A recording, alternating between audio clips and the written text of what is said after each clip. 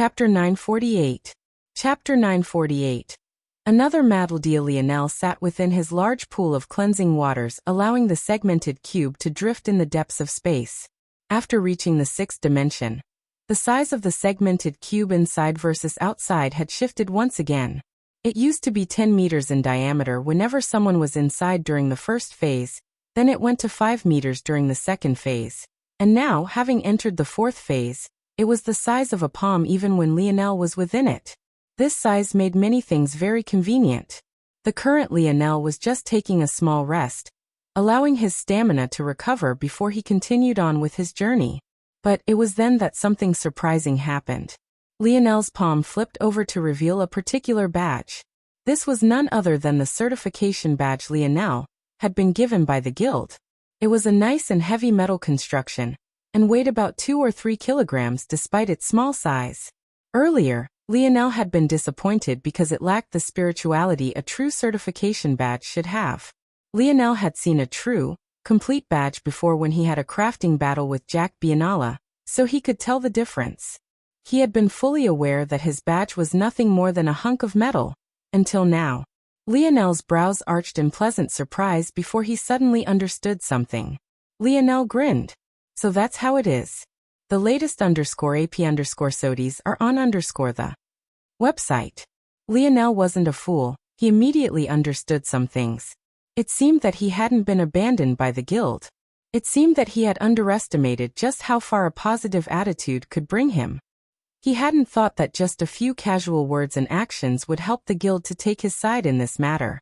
He was aware that his father didn't like the Force Crafting Guild very much, but this was just a branch to begin with. Was there a need to make enemies out of them when, in all likelihood, they were no part of whatever had enraged his dad? This is a good opportunity indeed. Lionel's gaze flashed. It took him no more than a split moment to understand Elder Lumen's intentions. This makes a lot of things easier. Lionel shot up, a surge of water following him as he landed outside of the pool. Little Tali wrapped around his wrist on instinct, seemingly sensing that excitement was afoot. Lionel grinned. It's about time you enter the fifth dimension too, little guy. Bloop visit.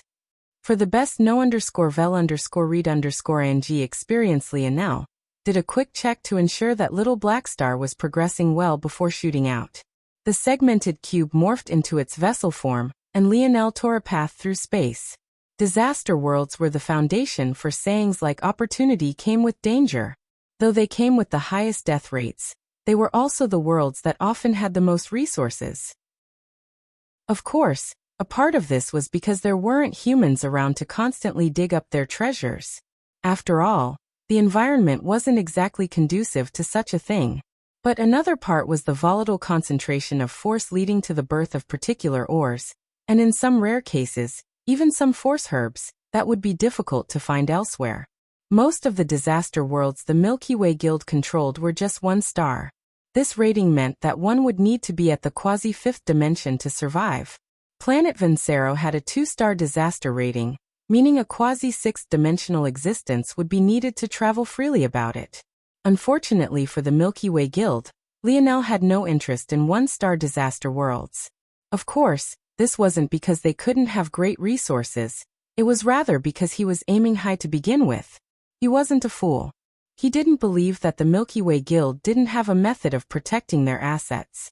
Whether he could get away with sneaking onto their planets was unknown. But, if he was going to get caught, wouldn't it be best to catch them off guard with a world that was more important to them? It took a few days, but Lionel finally made it to the solar system of his target world. Even from so far away, he could feel the volatile surges. And even though he had come prepared, even now, if it wasn't for the difference in size, he would have a hard time telling which was the planet, and which was its sun. Visit. For the best no_vel_read_ing experience planet Solara. It was ranked in the top 3 among 2-star disaster worlds in the Milky Way. And it was a title that Lionel felt it had earned without even stepping foot onto it. Rather than having blue oceans, plain Solara had depths of magma and lava covering its surface. Rather than stretches of green and brown land, it had relatively cooled pieces of floating obsidian that took the place of earth. Every once in a while, long arcs of explosive molten rock surged into the world's atmosphere looking no different from solar flares. The planet was so bright that it was almost as difficult to look at as compared to any star. One would think, then, that the greatest danger of planet Solara was in its heat, but this wasn't the case at all. Due to its special constitution, planet Solara had a particularly large molten core, making its magnetic field both extraordinarily powerful and volatile. The good news was that planet Solara was uniquely equipped to block radiation from its own star despite being so close to it. The bad news, though, was that planet Solara was also uniquely equipped to produce its own radiation, making staying on this disaster world for extended periods of time a death wish even for quasi-sixth-dimensional existences. However, despite knowing all of this, Lionel saw this planet like a shimmering gem. He had learned to use his king's might to create powerful mage arts, and he had long since thought of using this same comprehension to perfect his Four Seasons realm. Visit for the best no_vel_read_ng experience if he traveled to the core of this world. What natural force arts would he find? And how powerful would his universal force become if he used them as the framework to amplify his Four Seasons realm? This wasn't just a bid for resources. Lionel was going to flip the whole dimensional verse on its head. Chapter 949. Published at 16th of June, 2022, 10:31 and 56 seconds AM. Chapter 949. Her destination? Her goal? If audio player doesn't work, press stop then play button again. Chapter 949. Her destination? Her goal? Planet Luxnix entered an odd state. Regardless of their status, the capture of a main bloodline member of an opposing family would always be a serious matter. And yet, the Luxnix family had done so without hesitation and without warning. It was clear that of all the things the Luxnix family was, pushovers was not among them. Asen's true state wasn't as fierce as the Luxnix family's state, though. He couldn't be said to be comfortable, but at the very least, his life wasn't on the line. He sat on the floor of a relatively clean cell, his hands and feet bound by chains. There was a single metallic toilet to the side, and the empty tray in front of him had likely previously held food. Still, though he hadn't been roughed up, for a nobleman this sort of treatment might as well have been the worst of torture. This was only especially so for Asen. He couldn't see any pretty women. He couldn't eat the food he loved. He couldn't even have alcohol. It was inhumane. At that moment, there was a shuffle and large, clanking doors and grinding gears sounded. After a dull boom, the sound of footsteps echoed in a leisurely cadence. It was as though the person wanted Asen to stay in suspense for as long as possible. "It's you." When Asen finally laid eyes on this person, his heart couldn't help but tremble. In a lot of ways, he felt that seeing this person hit him harder than even being in the presence of a Feather Star warrior. The fact that this person was here let Asen know that there was no way this matter would end simply. The young man stood there with an indifferent expression on his face, his visage seemingly having been handcrafted by a god. He had exceptionally fair skin without a single flaw. His jawline was gentle, but strong, and he seemed to radiate a dim golden light just with his presence alone. Gold hair flowed down the young man's shoulders down to the small of his back, equally golden eyes matching it in luster and brilliance. His body was wrapped in pristine, blemishless, white robes, a single golden belt of delicately sculpted feathers wrapping around his waist. As ignorant as Asen was about a lot of things, there were certain matters that even he wouldn't be in the dark about. One was the Feather Star warrior. He would immediately recognize one of them so long as they were wearing their uniforms without fail, even if he was in a state of lethargy like he had been previously. Another was the heir of the Luxnix family, the sole heir, a man without match or competition, Miguel Luxnix. And it was this exact young man who happened to be standing before his cell right this moment. Unlike the Viola family, which was still deciding on its own heir, Miguel had already claimed his position long ago.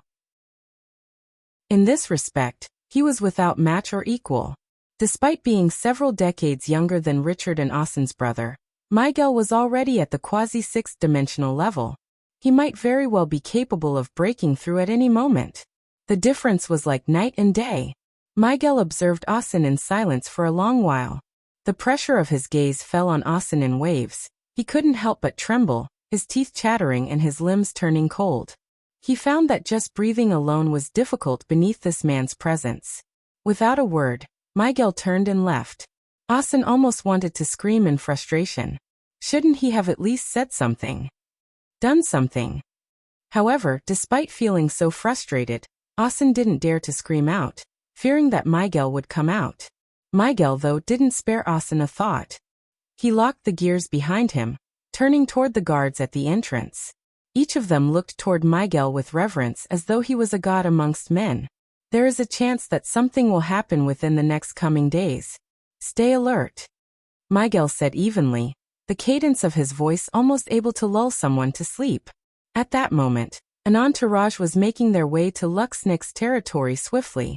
It was no surprise that this group was led by Gradier. Visit Riedel.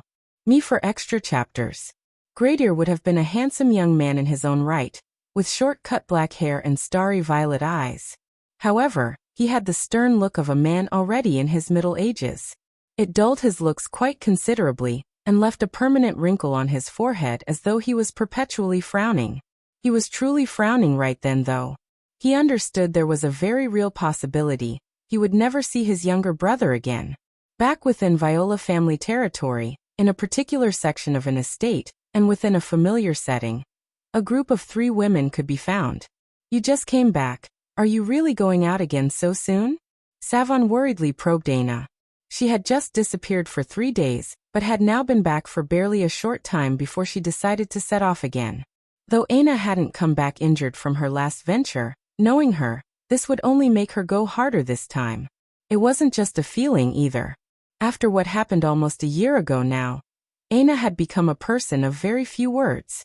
Yet this time, she had actually told them that she might be away for a long while this time. This made all sorts of red flags go off for Savon. Yuri's expressionlessly observed Aina, seemingly not certain of what to say for herself. Instead of replying to Savon directly, Aina shook her head. I'll be back. With that, she vanished into the shadows, her control over her Abyss Panther bloodline becoming no different from breathing to her.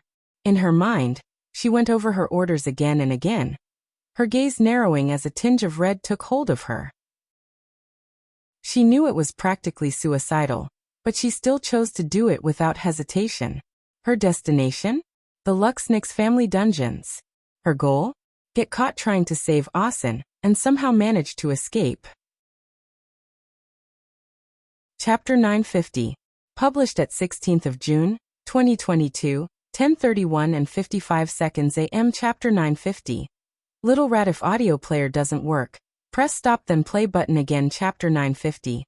Little Rat Lionel timed his entry onto planet Solara using one of its lava flares.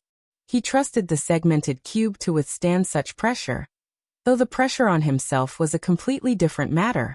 He found himself gritting his teeth, withstanding the jarring impact. The segmented cube had never been great with defense, though it had great self-repair. Luckily, it seemed to have gotten better in this regard after entering its 4th phase, but it was all reliant on energy as opposed to its own physical ability. Lionel had a bit of a buffer for now in his use of the segmented cube thanks to the excess energy it had accumulated within the trial zone. This was what allowed him to use it, at least for now, without much worry. But if he kept running into danger zones like this, had run out sooner rather than later. Luckily, this disaster world was likely another good opportunity to absorb more force. Lionel quickly landed on a planet, a large distance away from any hubs. He also instantly used his light elemental force to vanish from plain sight, certain that there were maybe even more monitoring stations on this planet in comparison to planet Vincero. Lionel had no way of knowing for certain whether he had been caught already, but it didn't particularly matter to him. Compared to his stint on planet Vincero, he was even more confident this time around, especially since this planet was dense in the elemental force he was most confident in using. Putting the segmented cube away, Lionel took a step out onto the stretch of obsidian land. He realized that compared to the endless peaks and valleys planet Vincero had, planet Solara was fairly flat. Most of the terrain depressions and peaks were caused by tides of lava and magma. Surprisingly, though, there weren't any volcanoes, at least not from what Lionel could spot at a single glance. My sneakers. Lionel shook his head, stripping down to the bare minimum. Eventually, he realized that he had no choice but to be naked. That might have been bad news, but the good news was that this environment that would likely have made most at his level feel like they were on the brink of death felt like a spring breeze to him. Lionel took a deep breath, swallowing up the hot air in the surroundings. He couldn't help but feel that compared to his Scarlet Star Force, the heat of this place was sorely lacking. Even though his bare skin was exposed, and even though the soles of his feet were touching the scorching lands, he felt unmoved. This is good. Lionel nodded to himself. But I still need to be careful. Heat isn't the only danger of this planet. If Lionel was suddenly hit with a storm of charged particles, it likely wouldn't be more than a few days before he died. Luckily, he had a contingency plan for this. Bloop Little Tolly was also unmoved by the heat, but this only made sense. The little guy was used to high concentrations of volatile heat while partnering with Lionel to complete crafts. In fact, Little Tolly wasn't only good at withstanding this heat, but was even better in insulating it, something that seemed counterintuitive for a metal spirit. With a thought, Little Tolly coated Lionel's body from top to bottom, turning the latter into somewhat of a metal man. Lionel shielded even his eyes, not taking any chances. He was confident enough in his internal sight to continue on in this way. In fact, in a lot of ways, his internal sight was more trustworthy in comparison to his eyes. Lionel felt a cooling sensation all over his body. He realized then that even without his fire elemental affinity, just his partnership with Little Tolly alone would make it quite easy to step onto this planet. Of course, Lionel didn't need Little Tolly for this. Rather, he was confident that Little Tolly could help him block against the radiation and volatile magnetic fields. As for the rest, that could be left up to him. With a leap, Lionel dove right into the lava, vanishing from sight as he swam into the depths of the world. Visit Readle.me for extra chapters. If one could see him now, he would really look like a fish in water. With his earth and fire elemental affinities working as one, how could this world stop him from reaching its depths? It was truly hard to tell if Lionel had outstanding luck, or if it truly was so terrible. The truth was that it was impossible for Lionel to have reached the surface of the planet undetected. He was simply too unfamiliar with the detection system such large organizations had in place, while on the other hand, these organizations treated these resources like their lives' blood. How could they possibly leave it without proper security?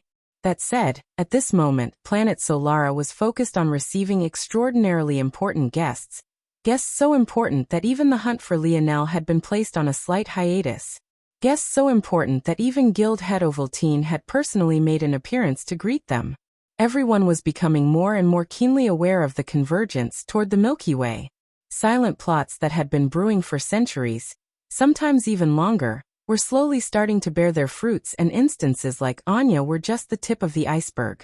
The next coming decades would decide who it was would rise to the top, and who would find themselves wiped out by the annals of history. Amongst these individuals beginning to slowly make themselves known were a small group of young men and women, all of which had fiery red hair and charcoal black eyes. Upon seeing them, even Lionel might have had the immediate instinct to draw a line of connection toward the Brazinger family. However, they were lacking in the crimson eyes needed, and also had auras that were far different at their helm. A young man with shark-like teeth and breath like sulfur stood at almost 2.5 meters tall. The air around him warped simply due to the heat his pores almost seemed to constantly release.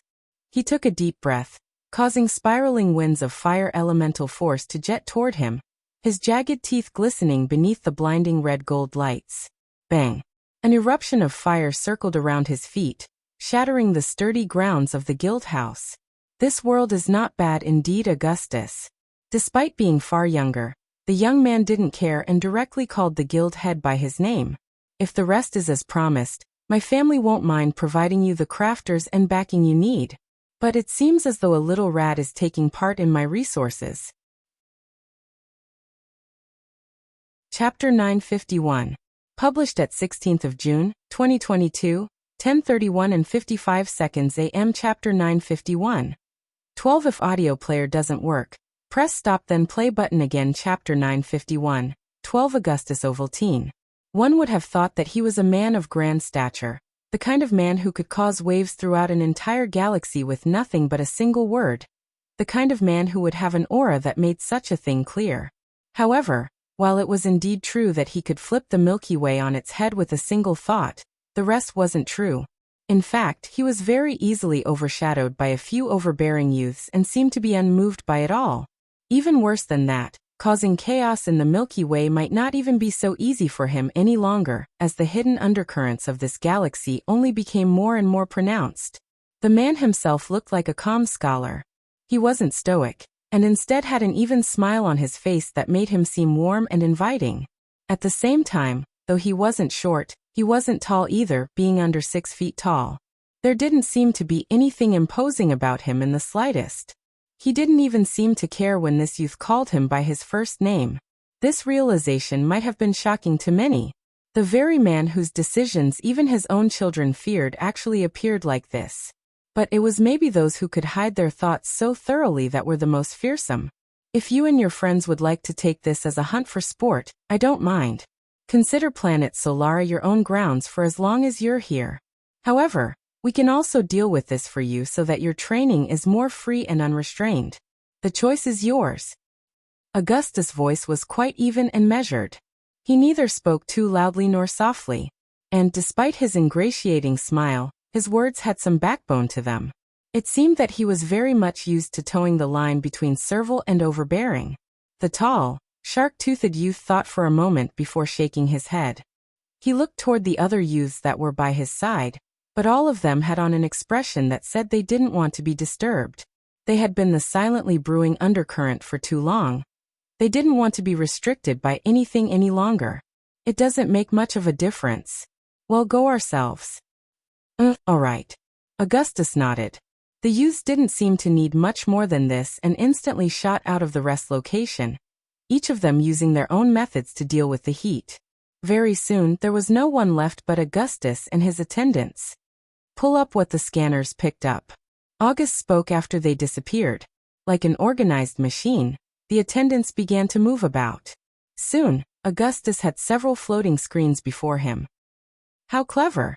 The images were all too obstructed to get a proper view, though they had still managed to catch Lionel, because he had ridden a solar flare in.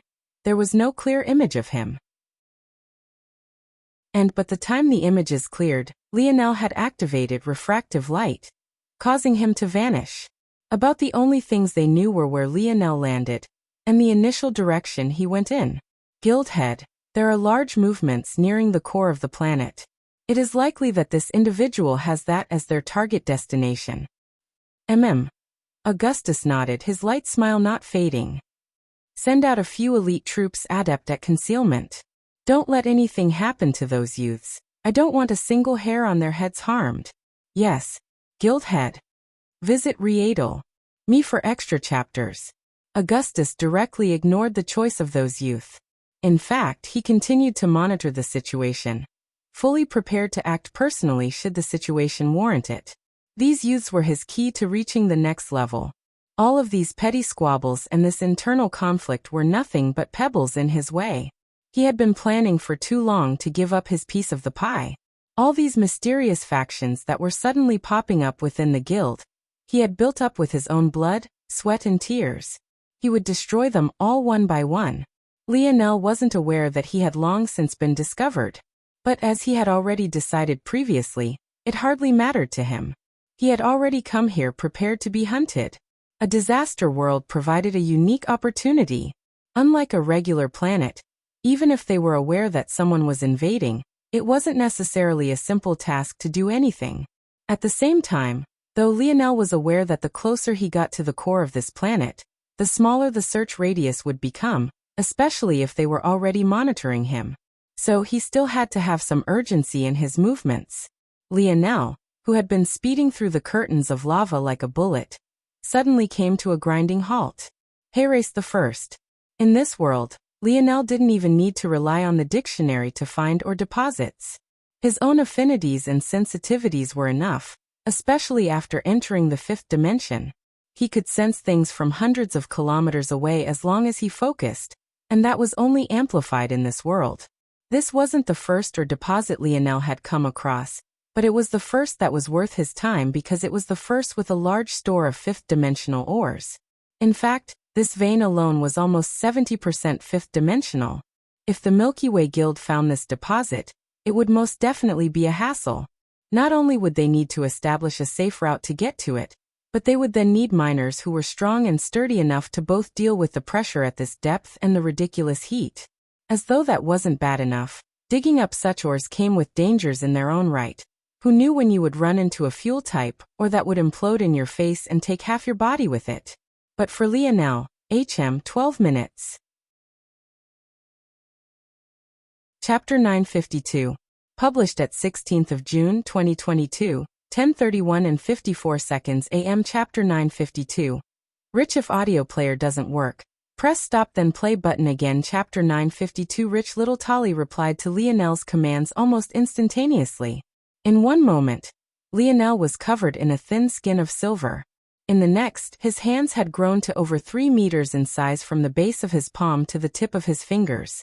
If one looked closely, it would even be possible to see Lionel's real hands moving about quickly, their fingers controlling little Tolly's every action. Lionel took a step to the side, stepping out of a rushing waterfall of lava, and into a lavaless cave. His hand swiped at a side wall filled with what looked like sparkling rubies.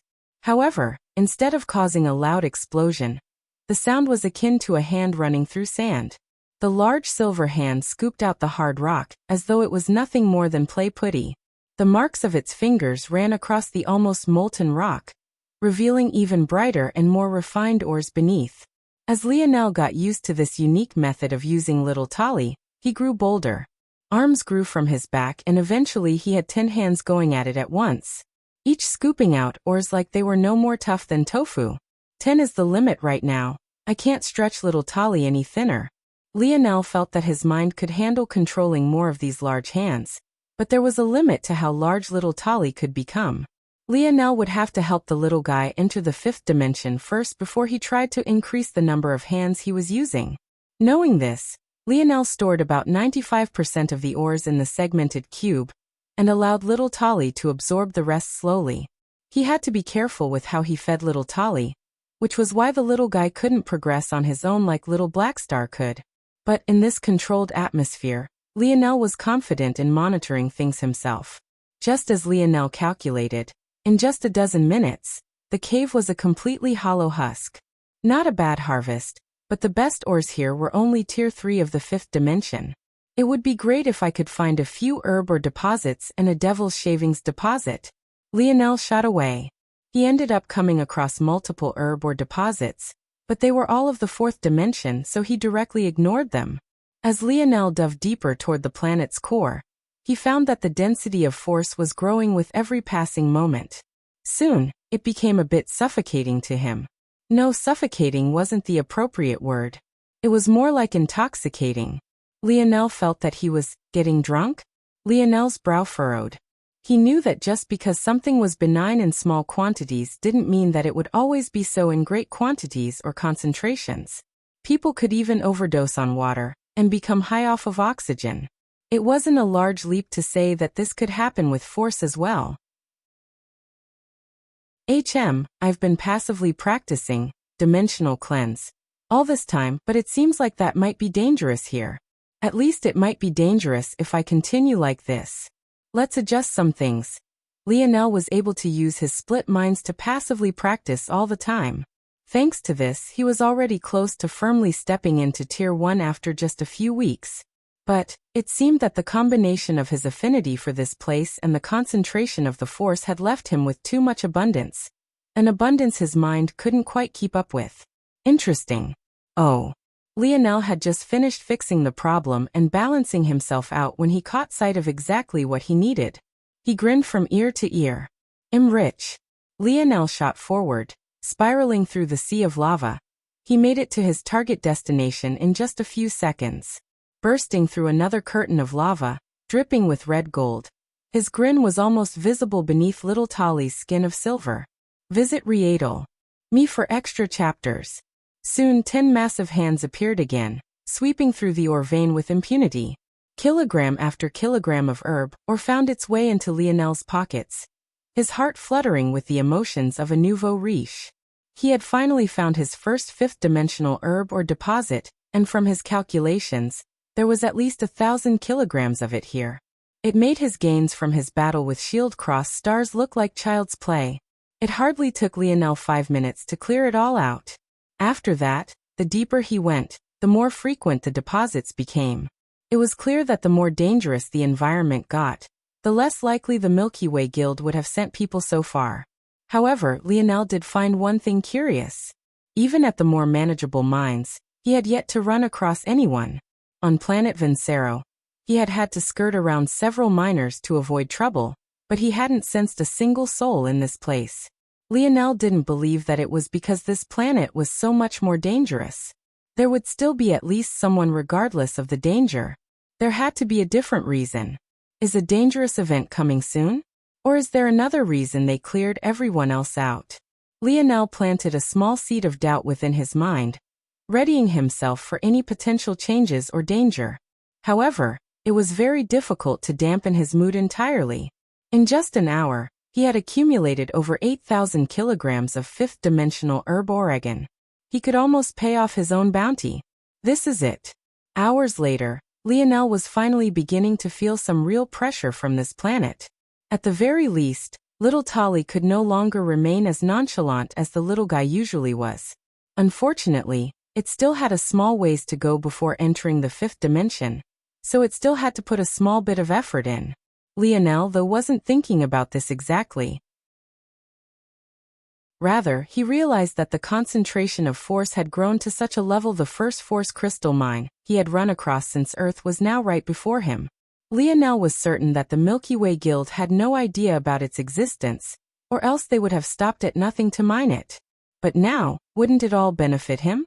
Not only was it wealth, but the concentration of force is great enough to form this mine. That should mean that the natural force arts aren't much further from here as well.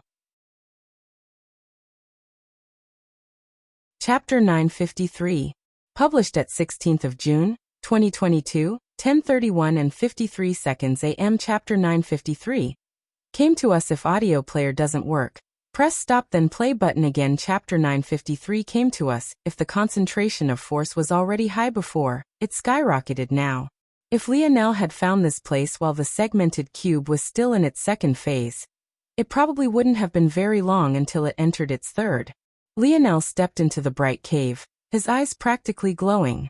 Whether it was the walls, the ceiling, or even the floors beneath his feet, they were all covered by rubies with flickering silver flames dancing within them. The dichotomy of the two colors made for a fantastic sight, and was quite beautiful to behold. This should be a special type of fire force.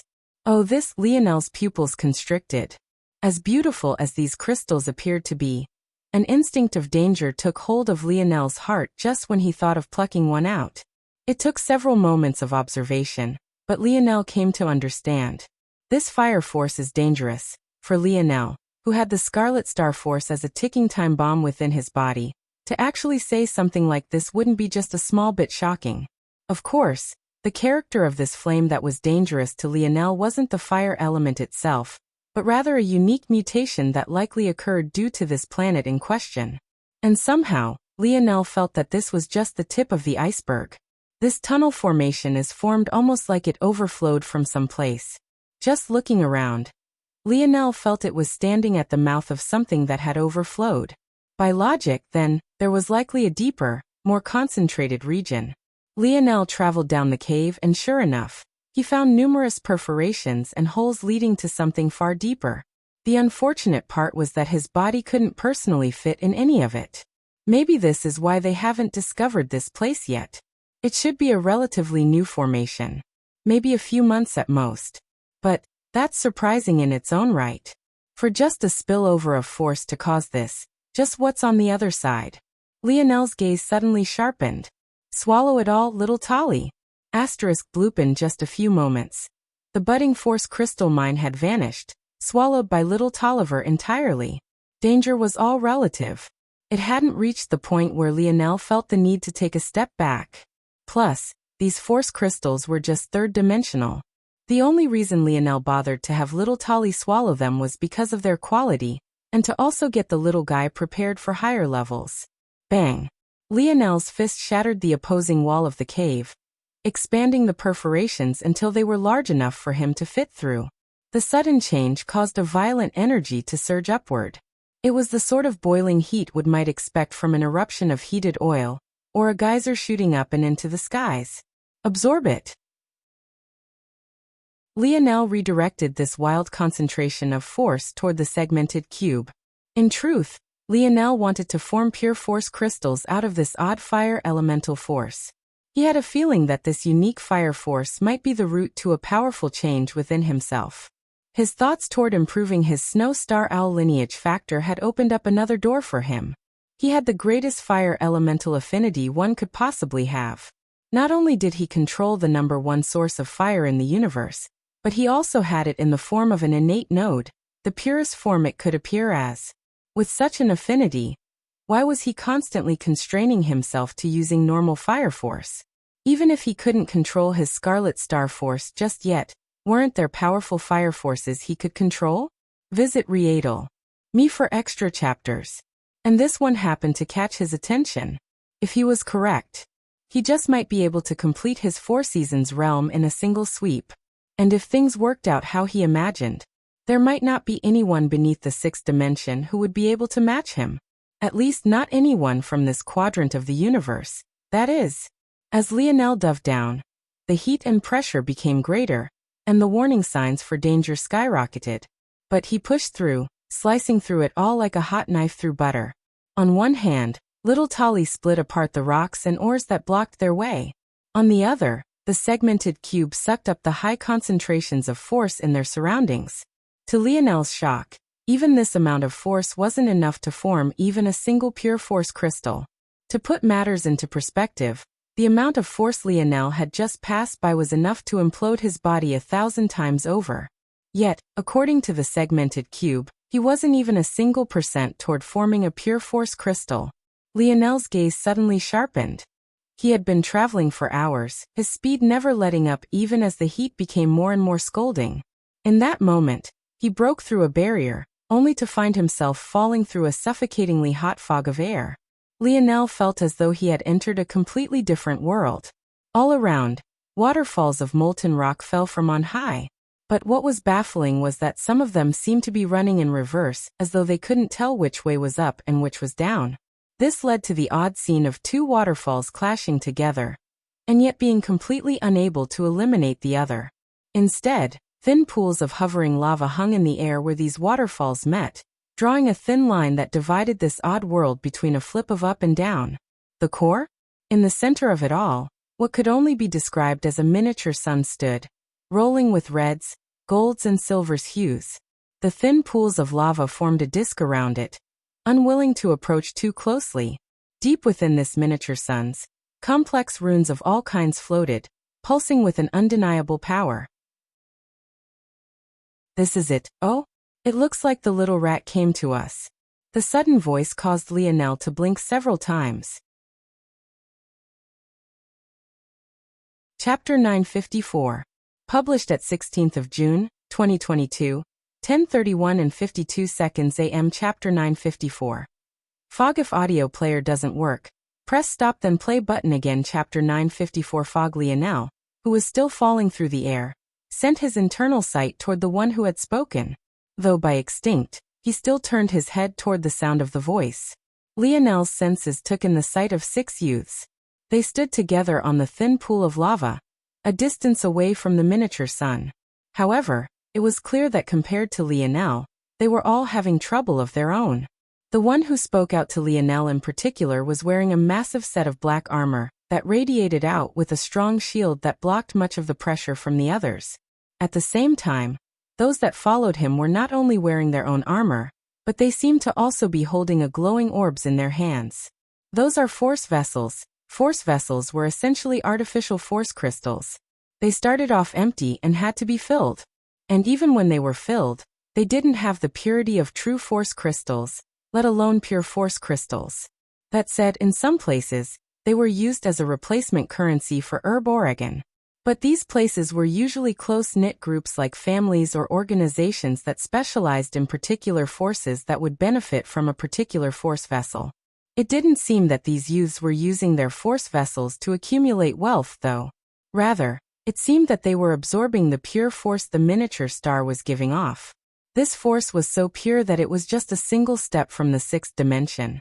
Lionel felt he didn't have enough information to guess what they were doing, but he believed it likely had to do with their training.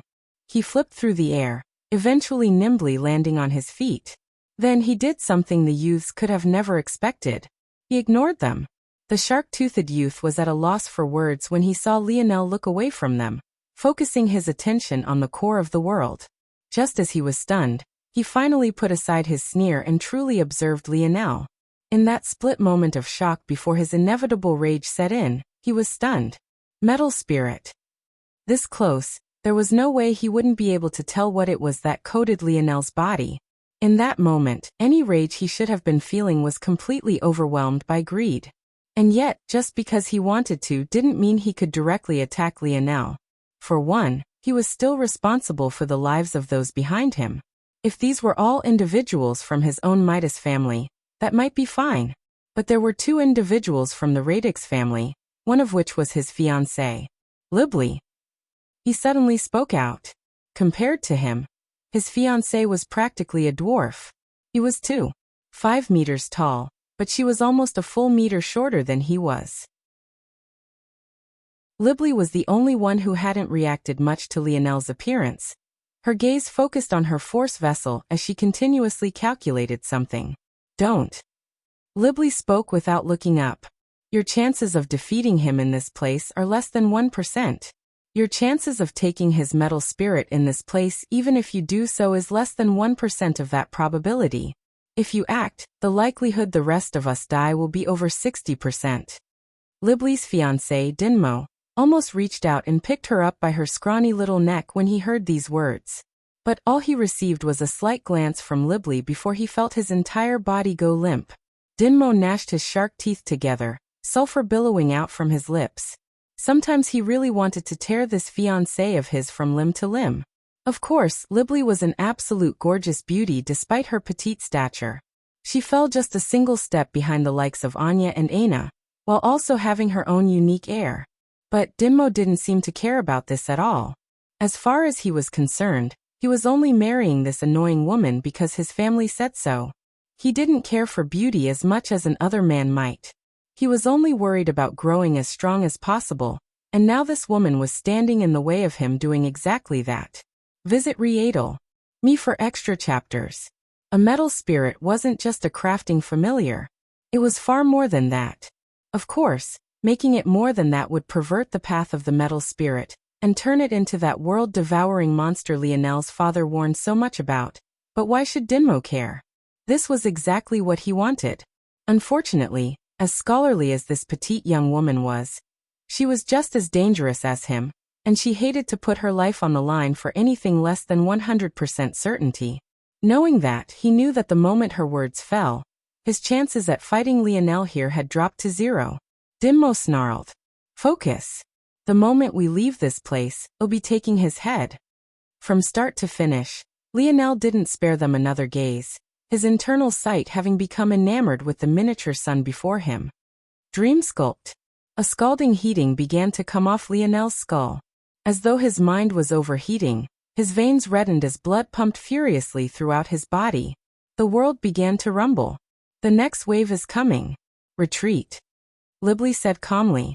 She finally sent a glance over toward Lionel, her eyes narrowing when she saw that he had no intention of moving. Was he a fool? Or I see. A metal spirit truly might be able to weather this if his skill is high enough. Is he that confident? It might not be so simple to snatch it away later if that's the case. Dinmo's jaw clenched, but he still followed instructions. They had already experienced one of these eruptions since being here. He would have listened to Libly anyway, but after experiencing it himself, he had no objections. Lionel didn't move from his spot, his gaze growing a fiercer and fiercer light as universal force began to dance about him as though it had gained its own mind. A fog of death began to accumulate around him. Chapter 955. Published at 16th of June, 2022, 10:31 and 52 seconds AM. Chapter 955. Found out if audio player doesn't work. Press stop then play button again. Chapter 955. Found out the core spun just a single degree. It was such a small change that with its size, it was almost impossible to notice. To a passive observer, it would have felt as though nothing at all had happened, until the pulse appeared. In that moment, an invisible wave of energy spread out in all directions almost like a subtle calm before the storm. It expanded almost like a calm spring breeze. Even as it foretold the death of everything in its surroundings, it was surprisingly gentle for just a moment. Then, bang, bang, bang. The instant the invisible wave touched the thin pool of lava that hung like a ring around the core, it was like everything lost its form. What once was a solid, continuous stream of lava became unsettled droplets and volatile gases. Lionel was suddenly hit by a wall that sent ripples even through little Tali. It felt as though he had been smashed by a sledgehammer, the bones in his body threatening to shatter beneath the pressure. Valiant seal! Lionel roared, an illusory pillar appearing around his body. Lacking in the earth elemental characteristics, it needed to be complete. But in order to cast it so quickly, Lionel had no choice. It was one thing for little Tali to take the brunt of the hypercharged particles the core was releasing at this moment. However, the pressure wave was something that Lionel would need to withstand himself. It was then that the prowess of a two-star disaster world manifested itself in its truest form. Even after draining his stamina and layering 10 valiant pillars, atop of each other, Lionel violently coughed up several mouthfuls of blood. And yet his gaze never left the core, the fervor in his eyes growing to the point it became nearly manic. This pressure alone could eradicate someone at the quasi-sixth dimension. This was something that Lionel was absolutely certain of. However, he was in a unique position to withstand its impact. Firstly, the most dangerous parts, the heat and radiation, were all blocked by little Tali. That cut the lethality of the core's rotation by tenfold. That just left a small percentage of its destruction for Lionel to deal with himself, and yet, he still felt his inner organs shake and quake. If Lionel wasn't so enamored by the natural force arts of the core, he would have realized just how large the gap between his current self and a quasi-sixth-dimensional existence was. Though this was something the back of his mind was taking note of. That said, how long such a thing would last was still up in the air. I'll call you Radiant Fire Force Summer, Radiant Core Fall, a slow death winter, withering snowfall, spring, golden drops. The radiance in Lionel's gaze only seemed to grow, the aura around him becoming thicker to the point even his auspicious aura began to leak outward. Bang! Lionel's hair whipped around, his body finally firmly stepping into Tier 1. His mind felt as though it had opened up to a new level, his split minds gaining a few 10,000 extra splits. Lionel exhaled a long breath, his gaze regaining its focus. He could feel a wild vitality coursing through his veins. Visit Readle. Me for extra chapters. In truth, he hadn't thought the results would be so exaggerated. Ultimately, the Four Seasons realm was designed for the fourth dimension. He hadn't thought that it would empower him so much, at least not until he progressed into the heavenly body realm. But the results spoke for themselves. Lionel felt that his current self could defeat his former self with one hand tied behind his back. Despite the fact violent eruptions were still continuing all around Lionel, he almost didn't seem to notice. He looked around, realizing that this core was an exceptional concentration of not only force, but also force crystals. He could also sense several more herb or deposits from this location. Lionel grinned. Might as well take as much as I can until this eruption ends. There's huge devil's shavings and dancing lantern or deposits nearby as well. If all I have to do is gather star core in the future, that would make things far more convenient. Lionel shot out. By his calculations, he had exactly an hour. Across the universe, as Lionel was making dangerous maneuvers of his own, Aina moved like a prowling predator through the Luxnix family estate. Her body seemed to have lost its shape, snaking around trees and branches as though she was a formless mass of dark elemental energy. This odd phenomena made it so that the wind pressure she had to deal with was minimal. And despite having broken through the sound barrier, She hardly rustled even a single leaf around her. Her body control was immaculate, and her stealth was even more fascinating. The Luxnix guards didn't stand a chance at detecting her before they found themselves being knocked out one after another. This choice was one of the most foolish ones Aina could make. She would have had a better chance at remaining unseen if she slipped by without touching them. But in that case, how would she fulfill her mission of being noticed? In a flash of darkness, she appeared before an inconspicuous building that looked no different from a storehouse. But according to her information, Aina knew well that this place was one of the hidden entrances into the Luxnix dungeons. There was a main entrance within the family's main home, but there were also many hidden locations like this one. As for why a prison would have such a foolish design, maybe only the higher-ups of the Luxnix family were aware. Aina broke through the door with ease, only to find two guards waiting for her on the other side, their eyes widening in shock. But before they could react, a hidden blade had already shot forward, causing two heads to shoot up into the air. She rummaged through their bodies, finding the keys she needed, and opening the doorway that led down a path of darkness. It was right when she took her first step downward that the blaring sounds of warning shook the Luxnix family estate. Before even laying eyes on Asen, Aina had been found out. Chapter 956. Published at 16th of June, 2022, 10:31 and 51 seconds AM. Chapter 956. Scheme: if audio player doesn't work, press stop then play button again. Chapter 956. Scheme. Aina hardly reacted, her steps remaining at the same speed, not accelerating or slowing. She dove down the stairs, her body still weaving in and out of the shadows. In just a few seconds, she had made it down to the tunnels of the dungeons, her internal sight spreading out through the winding corners. With her curse suppressed so heavily, it wasn't difficult in the slightest for her to release such powerful pressure from her mind. In an instant, she latched onto Asen's aura, slicing through the air as her powerful thighs bulged. In just another few seconds, she appeared before Asen, who was in a half-daze. He had been drooling in his sleep when he was suddenly awakened by the loud blaring of the alarms. Now that a looming shadow had suddenly appeared before him, he was so scared that he nearly pissed his pants. He sat in his own filth, cradling his body amidst a pile of thick chains. His body trembled as he tried to make out Aina's face. But he only shivered more severely when he realized that she was actually wearing a mask. There was something particularly sinister about the way her golden eyes floated like two orbs of light within her black mask. Let alone pissing himself, Asen almost lost control of his bowel movements at the same time. Things only got worse from there because this shadow actually took out a massive red gold axe, only to swing down toward him with all the power it could muster. Asen screamed beside himself. Clang! The axe rebounded in Aina's hands. She felt her wrists almost snap beneath the pressure, her arms and legs trembling as her battle axe continued to vibrate. There were 3 small nicks that spanned 3 different bars resulting from Aina's strike. But outside of this, there were no other great changes. A low shout left Aina's lips, violent universal force hanging around her.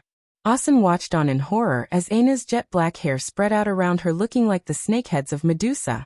He couldn't see clearly between all the darkness and the simultaneous blinding lights of Aina's force.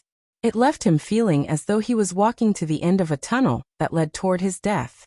Images of a rising moon caused the dungeons to tremble, a flood of universal force rising. Bang! The air itself shattered the moment Aina began to swing, the pole arm of her battle axe bowing beneath her might. The blade of her battle axe glowed with a fierce crimson light, her gaze being painted by a slight red. Like a hot knife through butter, Aina's axe tore through the bars, drawing a diagonal line from top to bottom, and shattering the locking mechanism of the door. Asen's heart shook, finally completely losing control of his bladder, as Aina's blade forced past just over his head and shoulder. In that moment he felt his life flash before his eyes. He swore that if he ever got out of this place that he would walk the straight and narrow. This was the most fear he had ever experienced in his life. In fact, it took him almost too much time to realize that he hadn't been harmed in the slightest. Before Asen could snap out of his shock and be thankful that he was still alive, Aina had thrown a ball of light toward him before he could react. The ball flashed a light and rebounded back toward Aina. When the light had faded, Asen had disappeared. This ball was a special vessel that could store life, but it would only last for half a day before it burst. In addition, it only worked on those with weak strength like Asen. Aina didn't linger, shooting off. However, she didn't travel far before she suddenly found her exit route being flooded by the Luxnix family guards. Her gaze turned a deeper shade of cold, her battle axe vanishing only to be replaced by 2 short swords. Her hair blazed to life around her, almost melding into the shadows just like the rest of her body. A fiendish, bloodied killing intent wafted from her body, the shadow of a looming panther forming over her head. In another corner of the Luxnix family estate, Gradier woke with an ugly expression on his face. After negotiations failed, he had been invited to stay as a guest. But now it was far too dangerous to stay here. Visit Riedel. Me for extra chapters. Without a word of explanation, he woke his entourage up one by one. Cut down anyone who blocks our way. Charge out. Gradier was too intelligent to not understand that he had been played. If he didn't cut a path to leave now, he might never see the light of day again. The worst part was that he knew his actions would only give those plotting against him an even greater chance of survival, but he had no choice. Even if the Luxnix family believed him and understood that he was being framed, it still wouldn't matter. For one, they might still detain him just to save face. Sometimes the truth itself wasn't all that mattered. And second, Gradier was certain that this person who was plotting against him had his younger brother in their hands right now.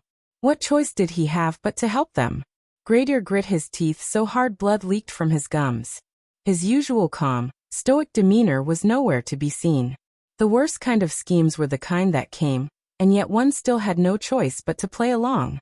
There was only one bastard clever and cunning enough to pull this off. Richard. If a single hair on my brother's head is harmed, I'll tear you limb from limb. Blood and corpses littered Aina's surroundings. Her twin swords were like scythes of death as they flashed in and out of the shadows as though they had minds of their own. Dozens of fifth-dimensional existences fell before her. As for those foolish enough to take action at the fourth dimension, they were obliterated into a rain of gore and blood. Her speed didn't suffer. In fact, it only seemed to be increasing as she shot toward a pre-planned exit. Aina could feel that something had locked onto her. However, what was curious was that this person only seemed to be observing curiously, even up until the point just half a dozen minutes later when she burst out from the gates. Entering a dense forest, she almost completely vanished within. Yet somehow, despite her concealment, Aina's steps came to a grinding halt barely half a kilometer from the gates of the Luxnix estate. Before her, a young man fluttering golden hair stood wearing robes of such pristine white that they glowed even in the darkness. For some reason, he had instinctually decided to chase after Aina as opposed to Gradier. He could smell that some conspiracy was afoot, but it was hard to tell. And there was something else that felt off. He looked her up and down as though trying to understand something, the pressure he radiated making it feel as though there was no way out.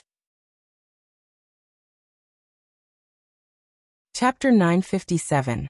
Chapter 957. Single Miguel stood in silence. After a while, he became certain.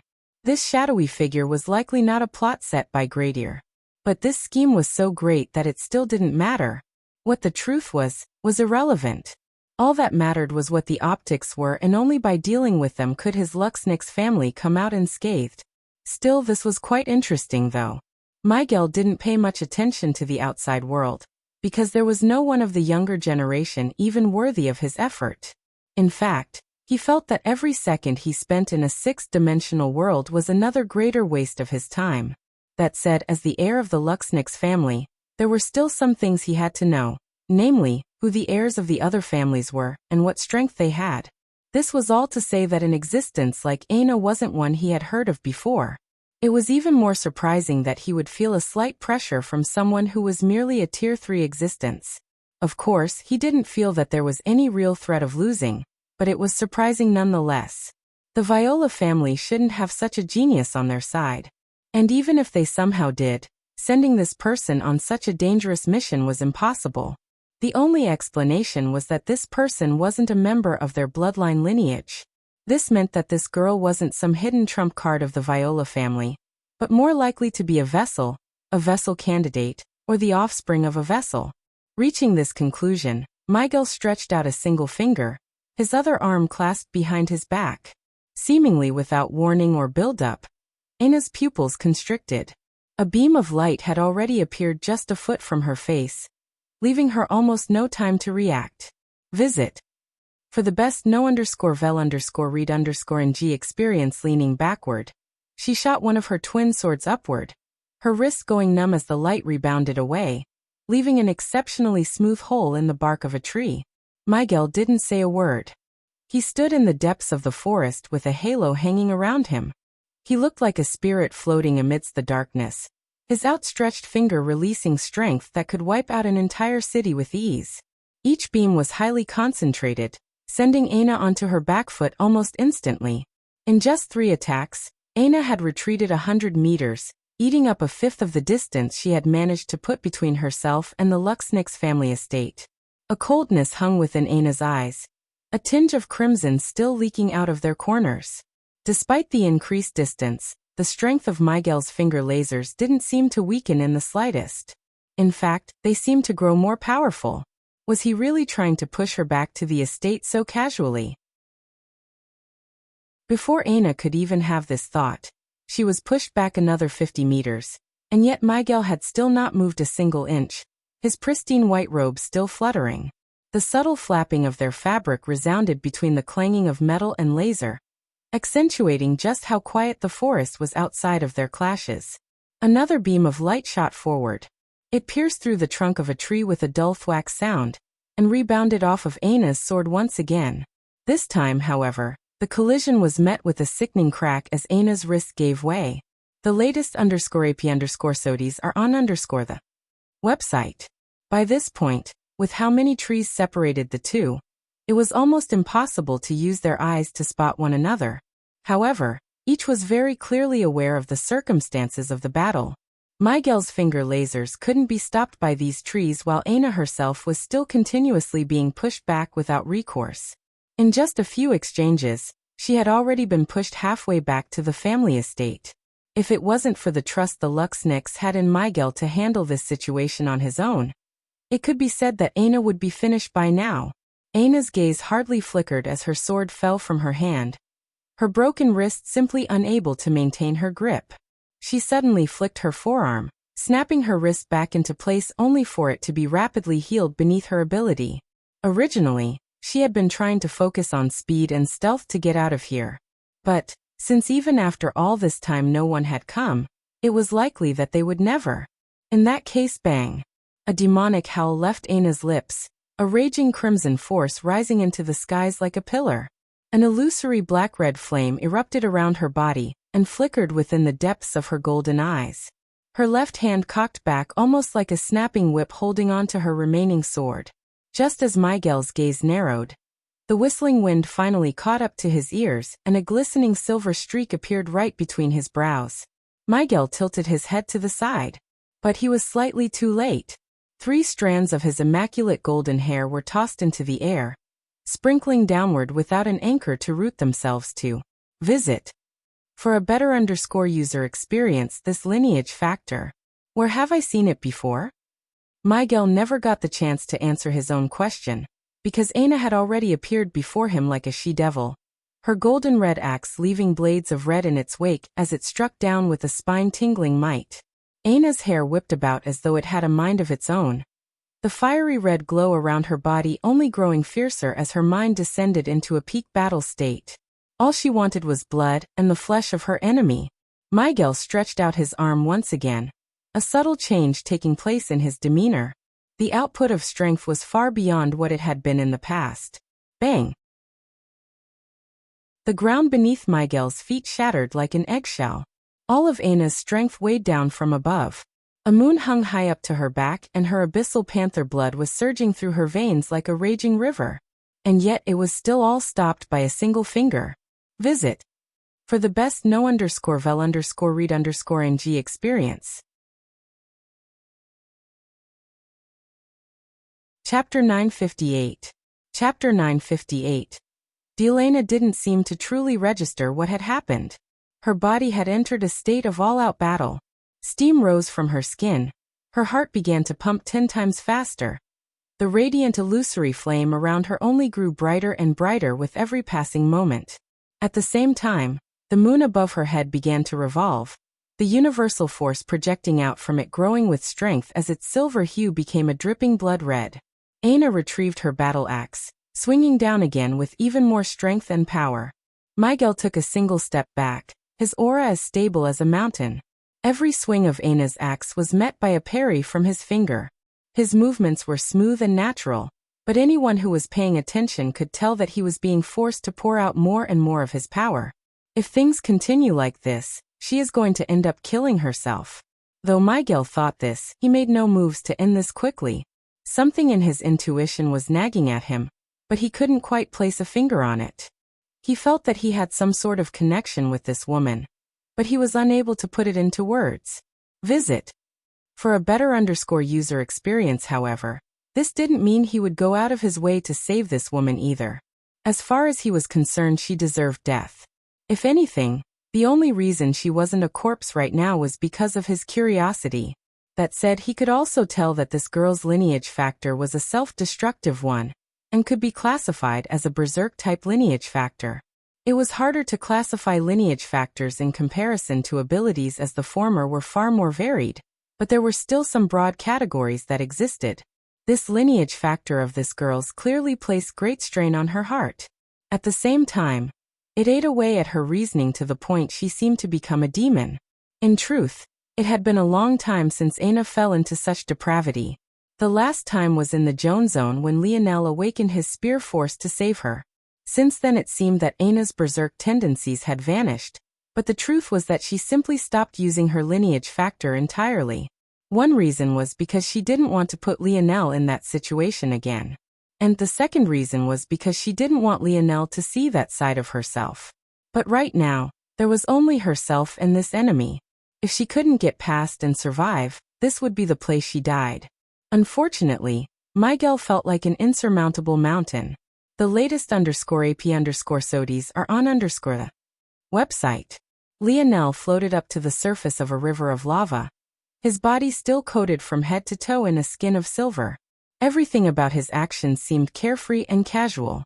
One would have never expected him to currently be in an incredibly dangerous situation.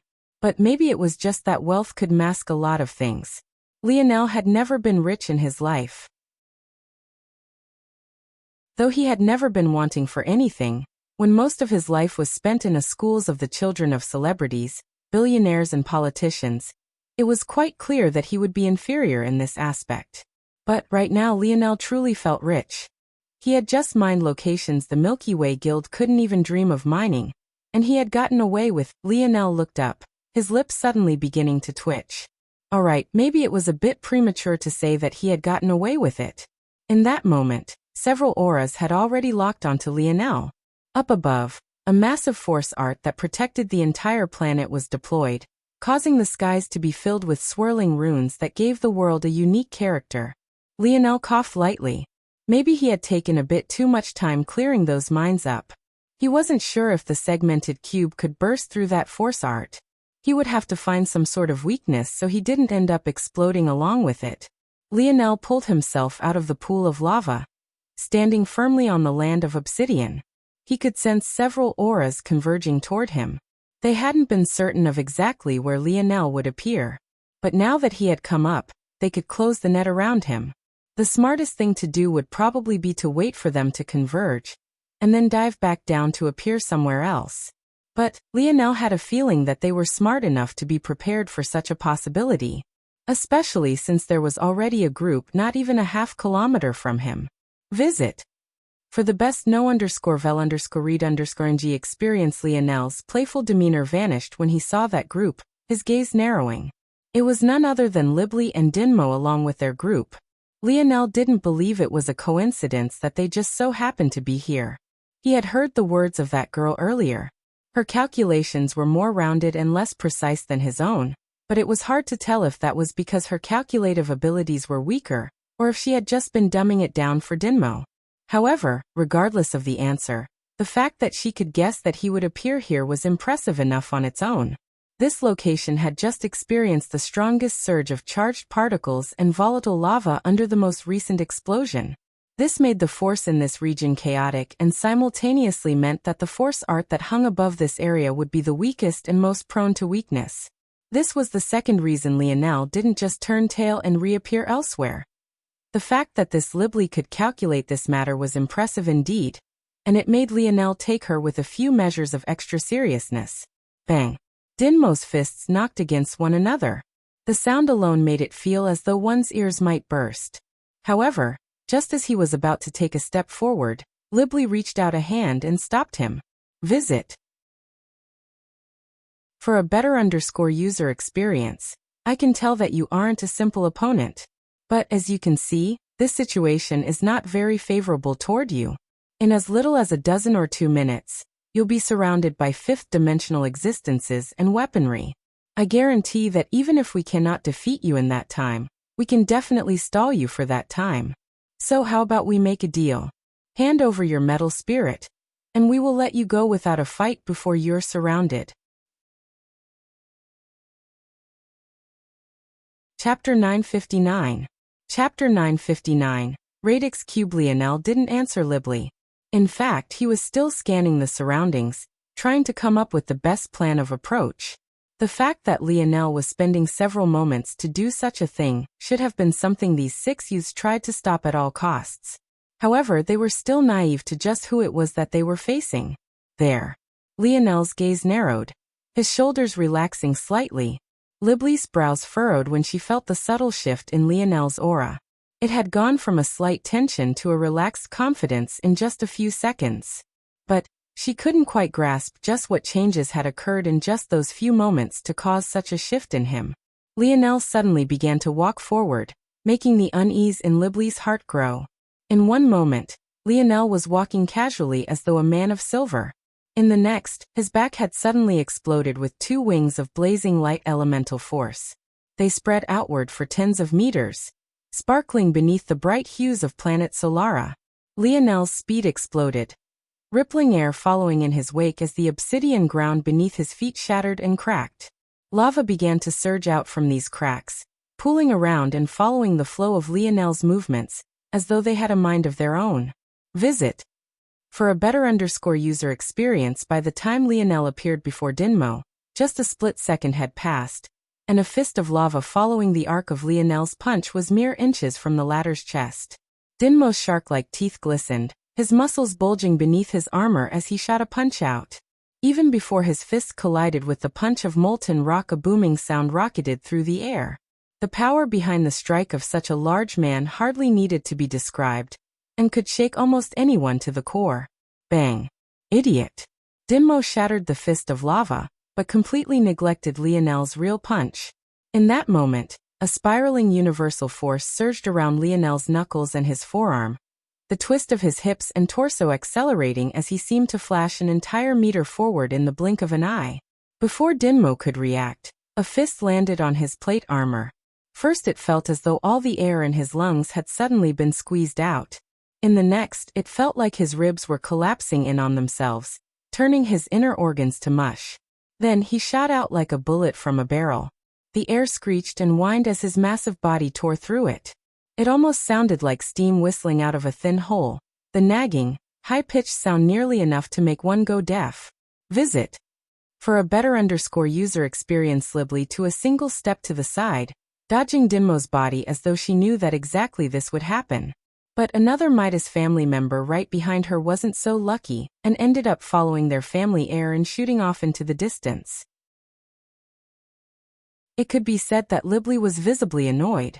Lionel's fist of lava had only followed the arc of his punch, not enveloped his fist, so why did that fool think he only needed to block the bigger one? He was so simple-minded. Libly wanted to puke. Was this fool really going to be her husband? She heaved just thinking about it. Unfortunately, their 2 families had been attached at the hip since their very first generation.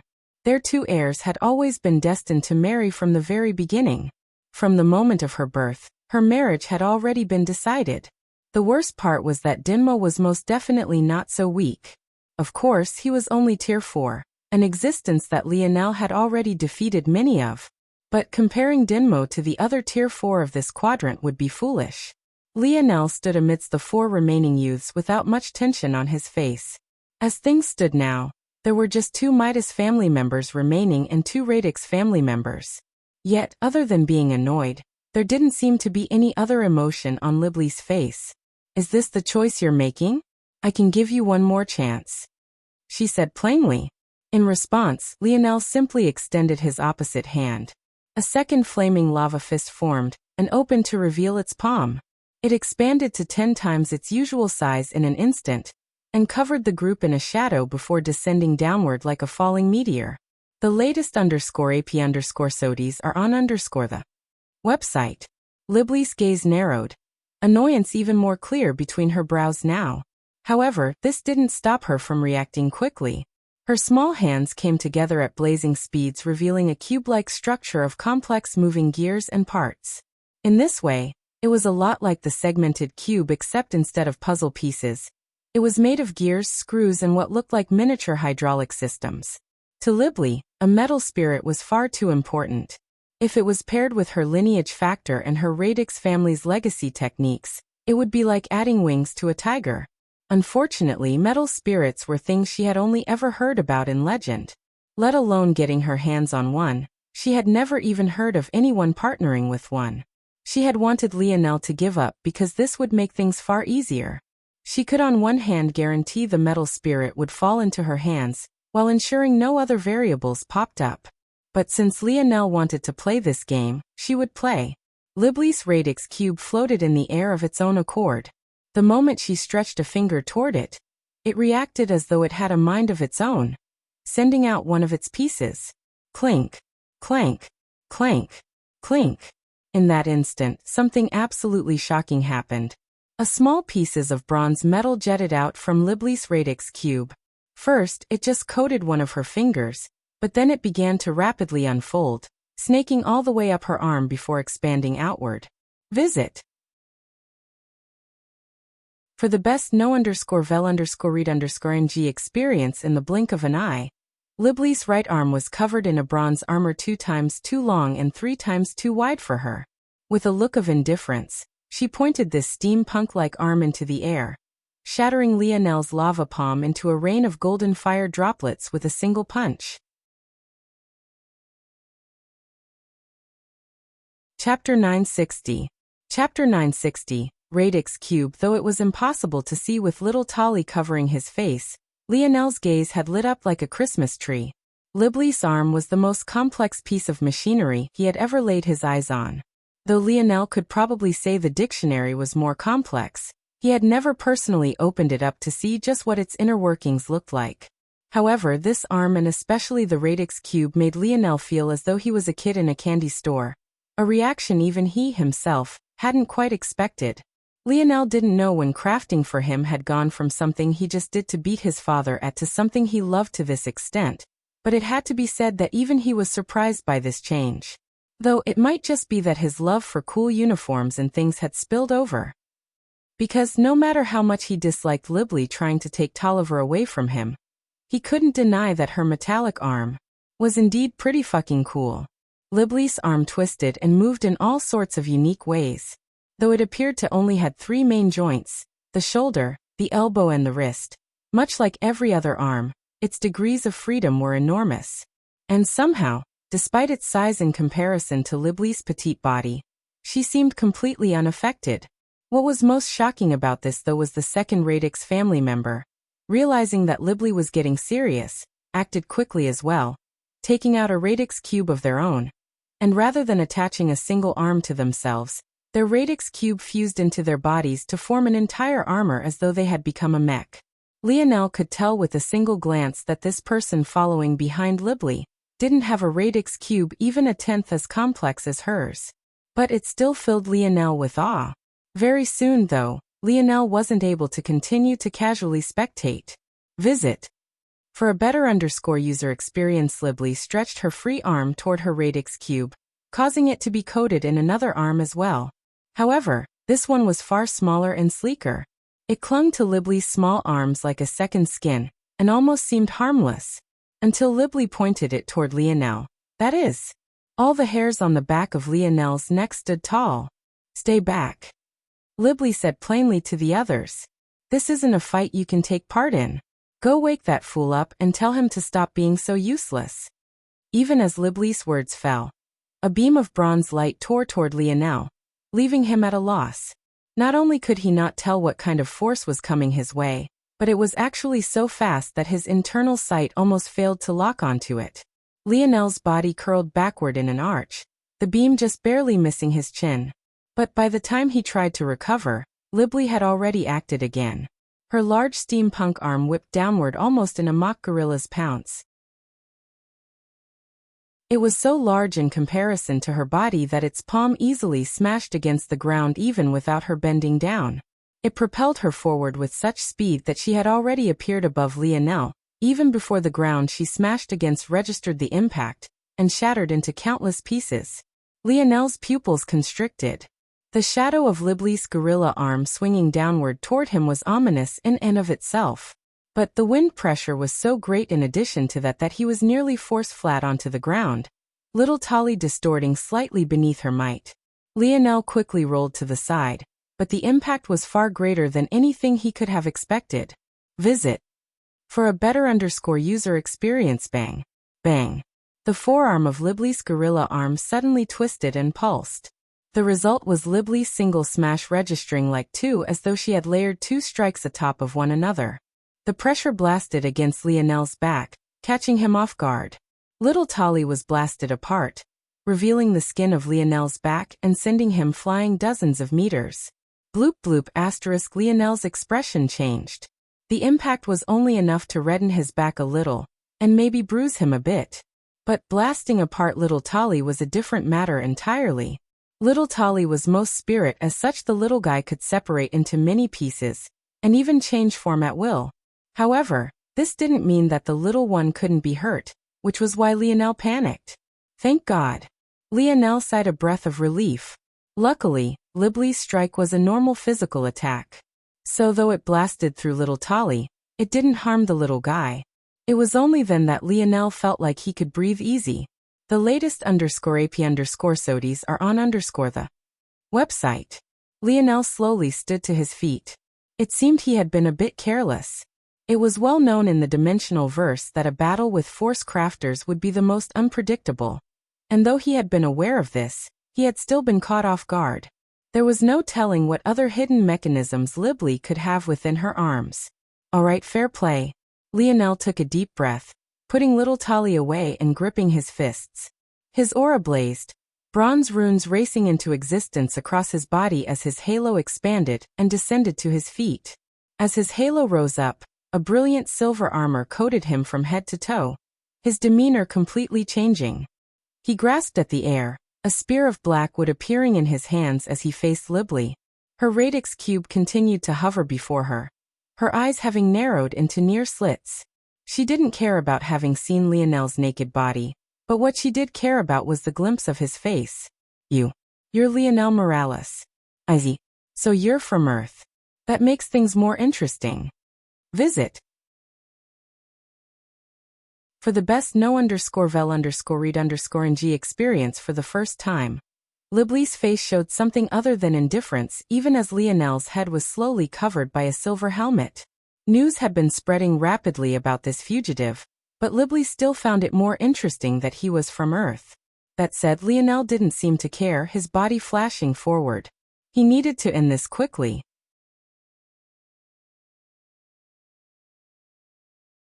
Chapter 961. Chapter 961. Cutting Libly found herself feeling as though she was moving through a swamp. At first, she had thought that Lionel's armor was just a simple change.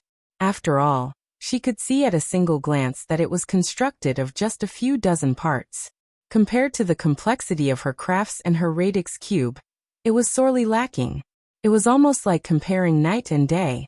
Due to her innate biases, she had been lax even after it appeared. But the moment space seemed to solidify, her pupils couldn't help but constrict. What is this? Her movements slowed by at least half, and even though she didn't test it, she felt that even the range of her attacks had been cut by a long measure. If she had to describe it, It was like her sense of distance had been warped, as though 1 meter was now worth the equivalent of 2 before. And yet, while she was suffering through this, Lionel was completely unaffected. In fact, it almost seemed like the reverse to him. For him, 1 meter had just become half of that. The result was Libly feeling as though she was swimming through water, while Lionel was cutting through the air at an unconscious speed. In a single blink, Lionel was already before Libly, his spear swinging downward with a violent momentum. Libly still reacted as quickly as she could. Her left arm, the one coated with the more skin-like armor, flashed. Her fingers moved about as though she was forming special seals that her radix cube quickly reacted to. The cube sprung to life, its gears and pumps emitting a wild steam for an instant before it expanded, forming a shield of spinning parts. Bang. Visit. For the best no_vel_read_ng experience, the shield held strong, giving Libly enough time to stretch her arm out to the left.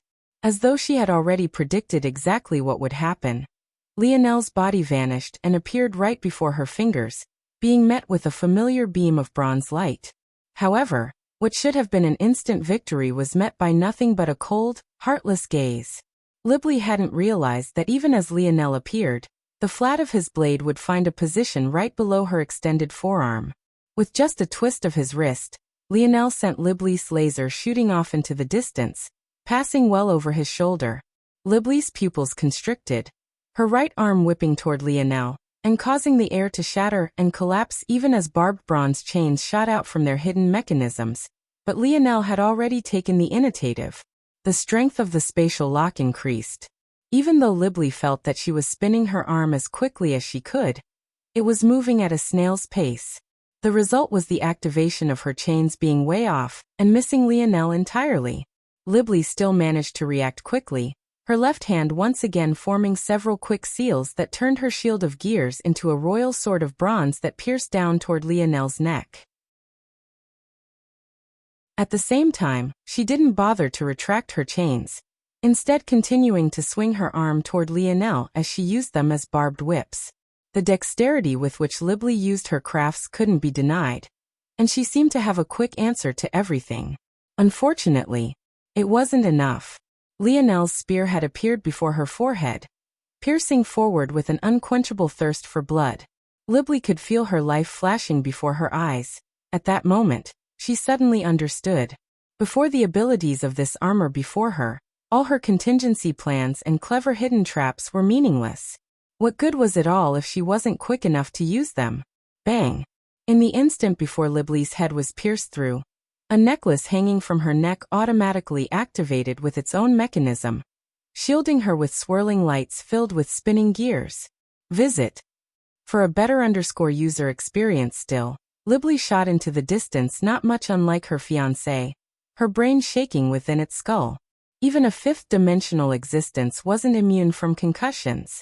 Lionel's gaze narrowed. That shield is at least sixth-dimensional. I can't pierce through that. He rolled his wrist.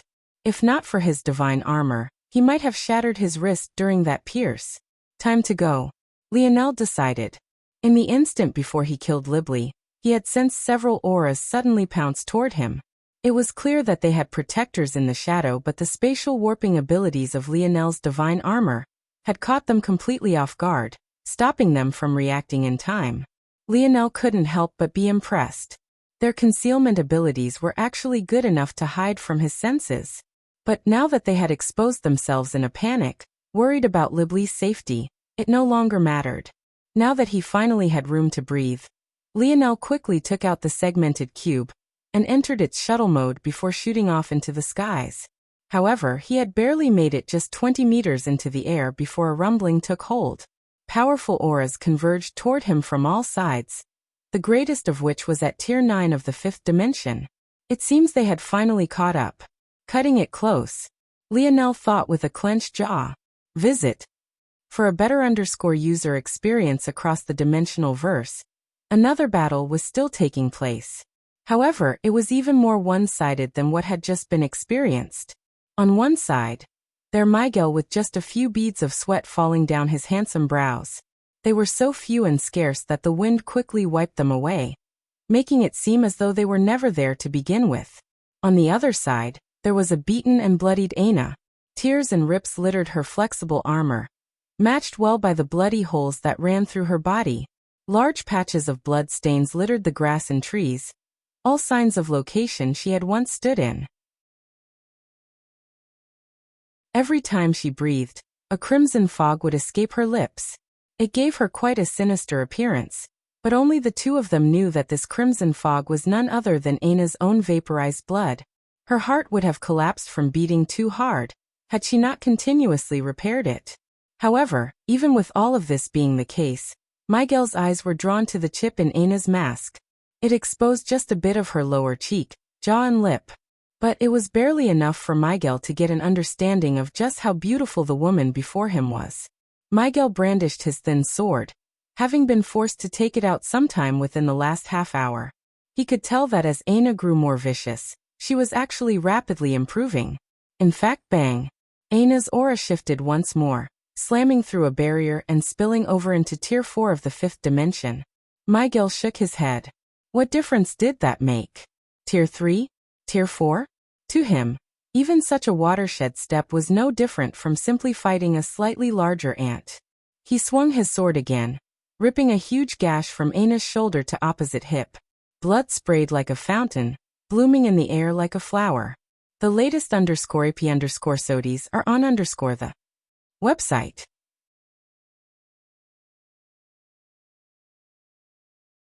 Chapter 962. Chapter 962 Shattered. Aina coughed violently, blood flowing out from her lips. But she had hardly finished when she swung down her blade again. It was as though her cough was just instinctive, but battle was all she truly cared about. Even if her body was on its last legs, she would still swing again and again. Miguel's sword snaked forward, attempting to parry it. He added a small bit more strength to his strike, taking into account what he predicted would be her boost in power. However, his strike hadn't even landed before his pupils constricted further. The moon to Aina's back suddenly increased in size. It gained rivers of blood and land of bones. It held a gravity of its own, shattering the ground beneath their battlefield and causing it to cave in. Miguel's steps faltered slightly, and the pressure Aina's swing placed on his wrist caught him off guard, causing it to fracture. A light frown finally marred his face. Though indifference was still the greatest emotion, this change in him was equivalent to tidal waves in almost anyone else. Still, what he was most off-put by wasn't Aina's power. That alone was still like nothing compared to him. He was still barely using 10% of his strength. What was shocking was Aina's progress. Every time he felt that she had run into a wall, she burst through it. It wasn't only this, but he felt that she always seemed to rapidly adjust to his battle style. If it wasn't for the fact he didn't need to bring out his true abilities to fight her, and was only casually and randomly countering, Miguel had the feeling that this woman might even be in a better situation than she was now. It was a baffling thought indeed, but this woman was definitely a genius of battle. Suddenly, Miguel's pupils constricted. A trickle of blood fell from his cheek. It was so subtle that he almost hadn't noticed. The latest _AP_SODIES are on the website. Injured? Blood. Aina spoke for the first time. In fact, they were the very first words spoken between them. She continued to huff out fogs of crimson, her veins having practically been lit on fire. However, on her third huff, her mouth suddenly opened wide. Twin canines that glistened with a pearly light reflecting beneath the high moon. Miguel felt a suction force he couldn't fight back against erupt from his very being. His pupils constricted as he finally unleashed his full strength. But, despite his quick reaction, a globule of blood half the size of his head was still ripped out from him in that instant. His expression twisted into a deep frown. If he had taken Aina as a serious opponent from the beginning, this would have never happened. His foreskin would have definitely blocked her attempt. But now, he felt that he had been humiliated. Despite this feeling, though, Miguel quickly calmed, unable to do anything as Aina swallowed his blood entirely. As far as he was concerned, doing this was nothing short of a death sentence. Only he knew what his true power was. Someone else trying to swallow it would only lead down a single road. Aina couldn't read Miguel's mind, and even if she could, she was in a completely berserk state. There was hardly anything she could make sense of at this very moment. She swallowed the blood whole, instantly feeling as though her throat was being burned through. She shrieked into the skies, causing Miguel to shake his head. The latest _AP_SODIes are on the website. He had taken his time in this battle, hoping to understand where that feeling was coming from. But it seemed she would die before he got his answer. The truth was that he felt that he might never get an answer to begin with. He had already been fighting this woman for almost half an hour, and yet he hadn't gotten any clues. He was already close to losing his patience, and just killing her anyway. Miguel was about to stride forward and take what was Ana's corpse away when he suddenly froze again. Ana's shrieks had suddenly come to a stop, replaced by sobs. The crimson had retreated from her gaze, rationality coming back to her person. Tears she couldn't seem to control fell from her eyes, pooling both beneath and outside of her mask. Ana's injuries began to rapidly heal. In fact, in the blink of an eye, she had returned to peak condition, something that left Miguel completely stunned. Not only had she survived, just how high was her blood elemental affinity? Ana looked down from the skies, her tear-filled gaze locking onto Miguel. "You're not him. You deserve death." The irrational words caught Miguel off guard. She had already wanted to kill him before, so why did this feel so much different? It was as though she had been snapped back to reality and hated Miguel for reminding her of something she didn't want to be reminded of. However, Miguel never got a chance to understand just what was happening or just what his blood reminded Ana of, because she directly lost consciousness, her body falling over as tears fell like a stream. The latest _AP_SODIes are on the website. Just when Miguel thought this might be an opportunity to take her away, a towering shadow appeared and slung Ana over his shoulder. His crimson eyes swept over Miguel before he walked by the air without a single care. Yet, from start to finish, Miguel didn't dare to do anything and could only watch them leave. His eyes narrowed. He had finally grasped where that feeling came from. The shadow soon made it back to Planet Viola, entering a familiar estate, before laying Ana onto her bed. Adoptive father. Yuri entered the room, laying eyes on Ana. Mil didn't look back. "Her defenses are the lowest they will ever be. You can do it now." "Yes." Yuri nodded without resistance, placing a delicate palm on Ana's forehead. This was indeed the best time. A year of patience had finally brought them to this point. Visit. For a better user experience, maybe someone else would have thought that a year ago would have been the ideal time, but Yuri's experience told her that this was the moment Ana's mind was the most solid. Time had proved her right. In these recent months, Ana had shown not an ounce of emotion. But the things without any give were also the things most susceptible to shattering. And now, Ana had finally shattered.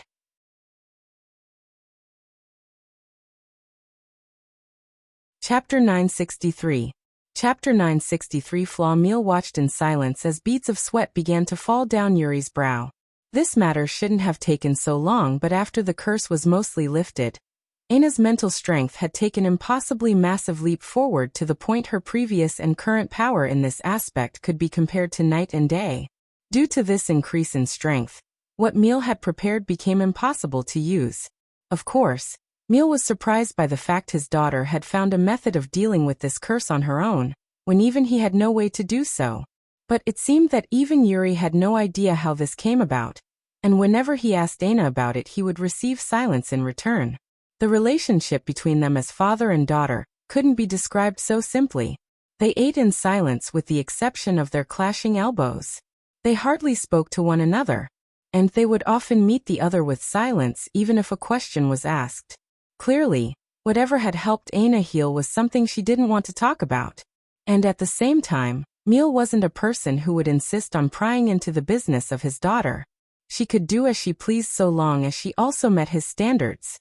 As for what those standards were, they could all be described in terms of strength and power. As for anything else, he simply didn't care about them. "It's ready." Yuri suddenly spoke. Mil nodded, his palm flipping over to reveal something that made the mansion quake for just a moment before settling back down. "Visit." For a better user experience, Yuri's gaze locked onto it almost immediately, But just as quickly she looked away. She felt as though needles were poking into her mind. Each one was several inches long, pressing through her cortex and reaching down toward her brainstem, as though to obliterate all that was her. Don't try to use your abilities on this. It's beyond our understanding. Yuri blinked, trying to regain her bearings. Though Yuri had only displayed her telekinesis in the past, this was just the very tip of her ability. Rather, it could be said that telekinesis was just a branching power gained through her powerful mind.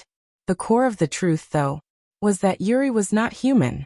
When Yuri's vision cleared, she locked onto the object again, her heart trembling with reverence. The object looked simple, but she knew that anything that could throw her mind into disarray was far from that. It was a tablet. It resonated with a bronze color, and had words scrawled onto its front that Yuri couldn't quite understand, yet somehow felt the power of. Even in the darkness, it radiated a slight light of its own, shining as though it had its own light source outside of the moon and the stars. Just its presence alone seemed to have been rooted in some ancient past, and yet, at the same time, it felt to have a future that extended into infinity. Visit. For a better user experience, it left one not knowing whether this was the relic of a past or something that had tumbled through the bounds of time and space to return to this age. For Yuri, someone who was from a race that was especially sensitive to the subtleties of objects, and was ironically quite terrible at doing the same with real people, this feeling left her baffled. This tablet, adoptive father, this is the tablet I used to send you to Earth all those years ago. It can help. Yuri was baffled. How could this tablet have such an ability, yet also be able to help Aina with her problem? She couldn't quite understand it. There's very little I know about this tablet. But after having it by my side for decades, what I can say with absolute certainty is that it only really has one true ability. Yuri listened intently, hanging on Miel's every word. It was very rare for her adoptive father to speak so many words at once. This showed two things. He was definitely both nervous as to whether or not this would really help Aina or not, and at the same time, he had a healthy respect for this object in his hands. And that ability is that it breaks rules. It's that simple. The latest _AP_SODIES are on the website. Yuri was stunned. These words sounded exceptionally simple, but they made her tremble from head to toe. The headache she received almost made her collapse. In fact, she would have had her adoptive father not caught her. Miel's sturdy hand pressed onto Yuri's shoulder, stabilizing her. Miel had a lot of faith in this tablet, but he was also apprehensive. If this tablet was so good at breaking rules, why is it that Aina had still had her curse after so long? Clearly this tablet had its limitations. And even further, since they had to wait until Aina was so vulnerable, those limitations only became more obvious. As much reverence as he had for this tablet, and it playing such a large role in how he had come so far so quickly, he knew that relying on it completely and solely would only lead to a dead end. But now, he should be able to help his daughter. Over the next few months to maybe years, you will need to stay by Aina's side no matter what, okay, Yuri? As her father, it is inconvenient for me to do the same. For all intents and purposes, Aina will become like a blank slate that needs to rebuild itself. If you want her to be the same Aina you know and love today, you need to let her grow and make mistakes on her own. This tablet will erase her memories. Yuri was shocked, instantly hesitating. Visit. For a better user experience, no. But it will erase her personality. This is the only way to reverse what they did to my little girl all those years ago. As things are right now, her lineage factor is flawed and will always cause her to go berserk. At the same time, this flaw is stifling her other abilities from shining through as they should while simultaneously slowing her progress.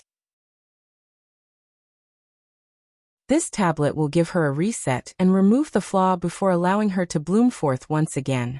When her personality reawakens, she will be a force that can rule this dimensional verse with a fist. If Lionel had been there, he would have been stunned into silence. Removal of personality? Didn't this sound eerily similar to what his own silver tablet could do with shadows?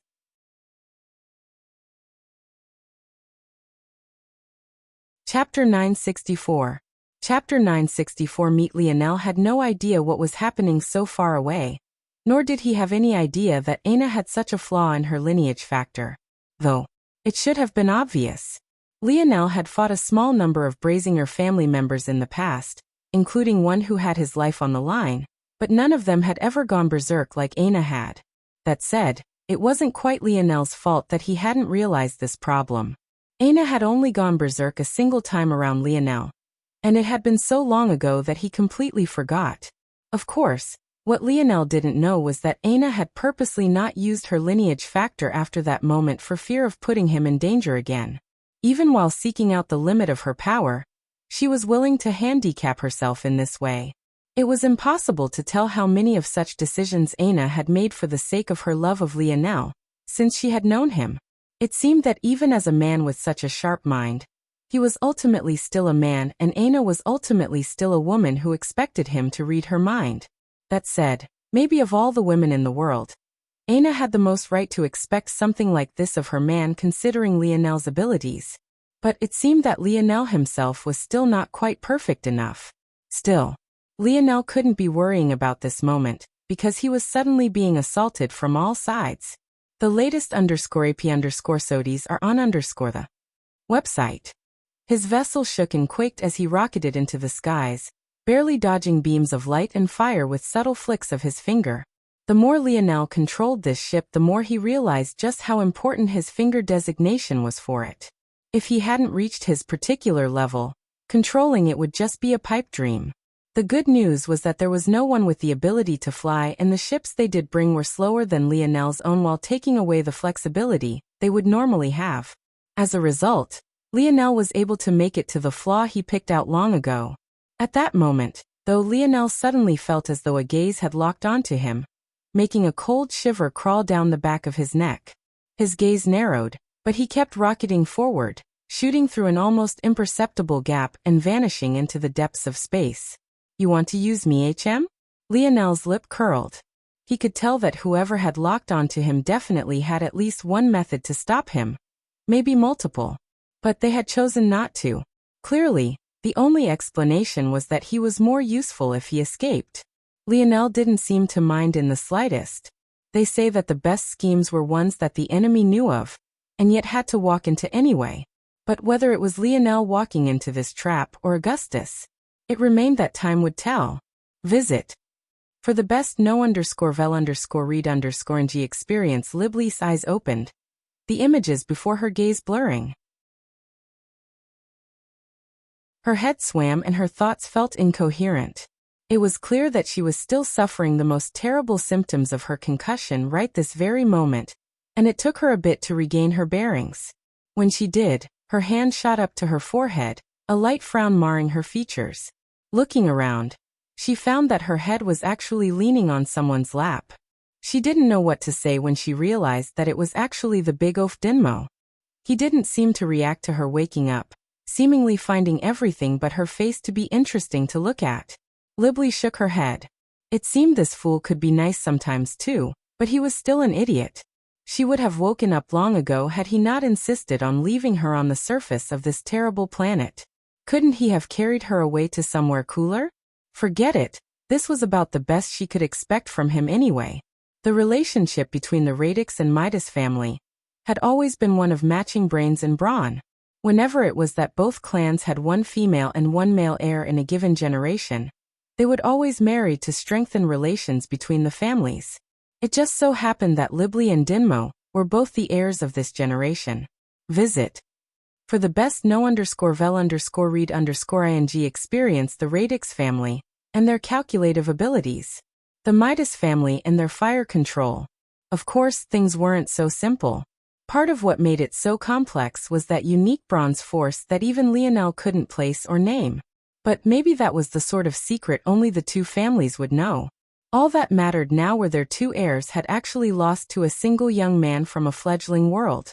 It was more than just a little bit embarrassing. Of course, the two were greatly handicapped on this disaster world, while Lionel seemed to be even stronger here. But there were no such thing as excuses in the matters of life and death. Today they had been lucky, but what about next time? Libley rose and narrowed her eyes. This was what they had come to this galaxy for. They had already conquered their own galaxy, but there were no more growth opportunities left there. If they wanted to reach the next level and enter the stage of the true powerhouses of this universe, these were exactly the challenges they needed.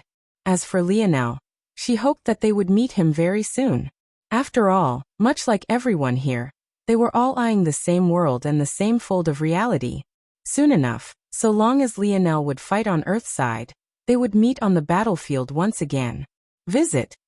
For a better user experience days later, Lionel's ship circled around a particular planet before descending. This time he didn't have any great hassle to go through, as this was a world that emphasized the lack of exactly that. It was yet another merchant hub with fairly loose restrictions. For the first time in almost a year, Lionel would meet up with Elther.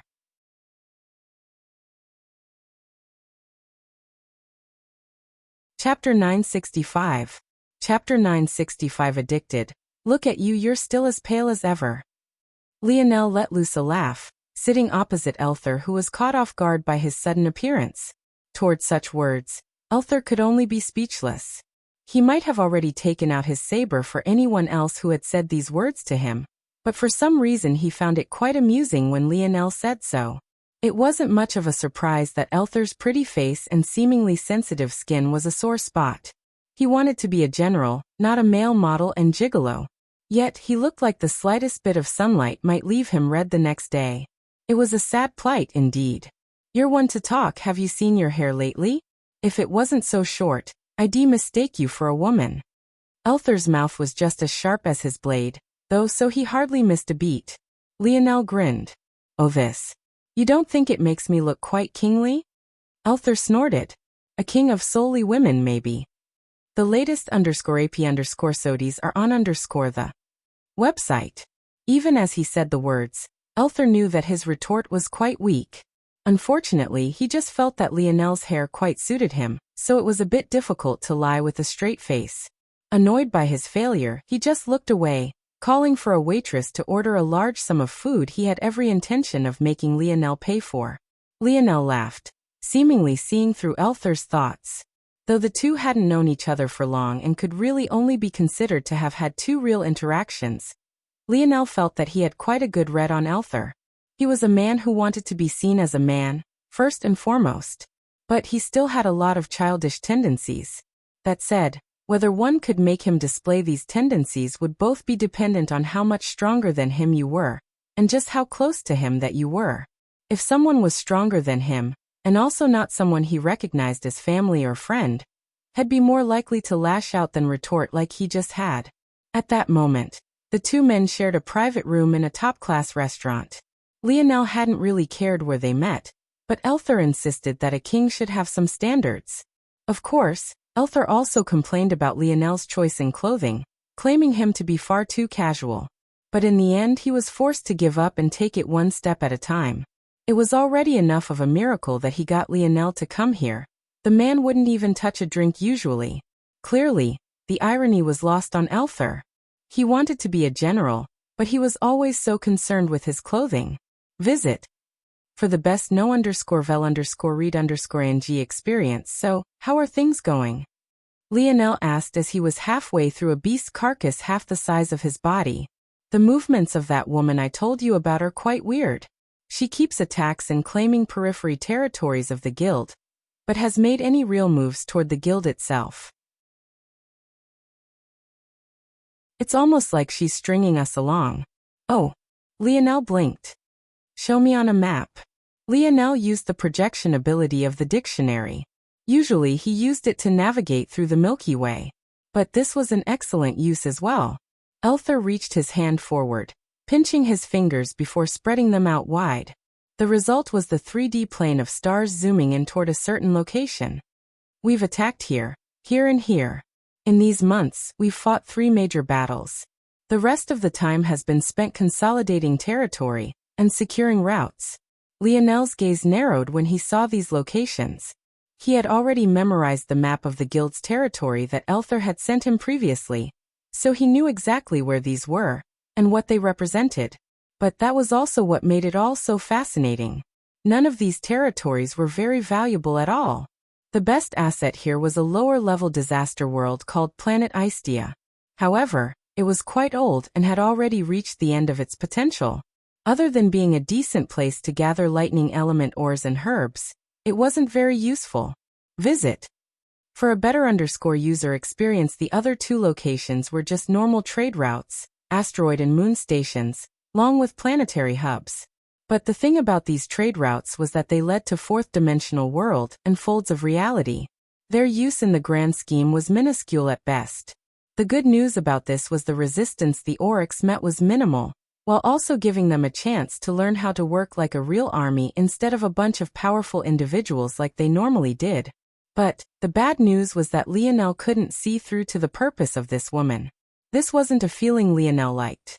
He was normally able to read people quite well, but he had yet to meet this woman, nor did he understand her connection or beef with the Milky Way Guild. At the same time, he couldn't make heads or tails of her actions either. Interesting. Lionel continued to look at the map, thinking of several possibilities. But he realized that he was missing too much to see things on as large a scope as this mysterious woman. The more he thought about it, the more curious he became about just who she was, and the more aware he became of just how little information he had. Though he had a verbal deal with Hephaestus and Raylion, there was no telling if they would succeed or, even if they did succeed, just how long would it take them to do so. Unfortunately, that left Lionel flying quite blind. I bet Shield Cross Stars has a lot of information. This singular thought began to brew some less than savory thoughts in Lionel's mind. It seems that he had become addicted to being a madman. The latest _AP_SODIes are on the website.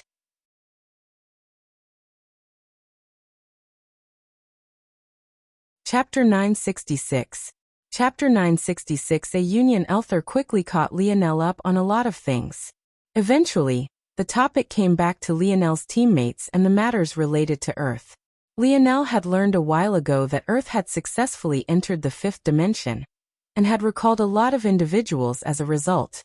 Of course, this had happened while Lionel was within the dimensional cleanse trial world. So he hadn't gotten whatever this message was. The wristwatch that had followed Lionel for so long had long since been taken off his wrist ever since he was able to control little Tali without the use of force crafting gloves. However, Lionel hadn't destroyed it, and just left it within the segmented cube. So after he returned to the Milky Way, he too received the messages. Ultimately, Lionel had just left his brothers to train and grow as strong as possible in his absence, so returning to Earth wasn't a bad thing. After all, there was clearly ample opportunity to grow stronger as silver zones might begin appearing at any time. However, whether it was smart to enter those zones as of now was still up in the air. Regardless, bronze zones were an excellent chance. Not only could they hone their skills, but they could still receive rewards from higher-level worlds.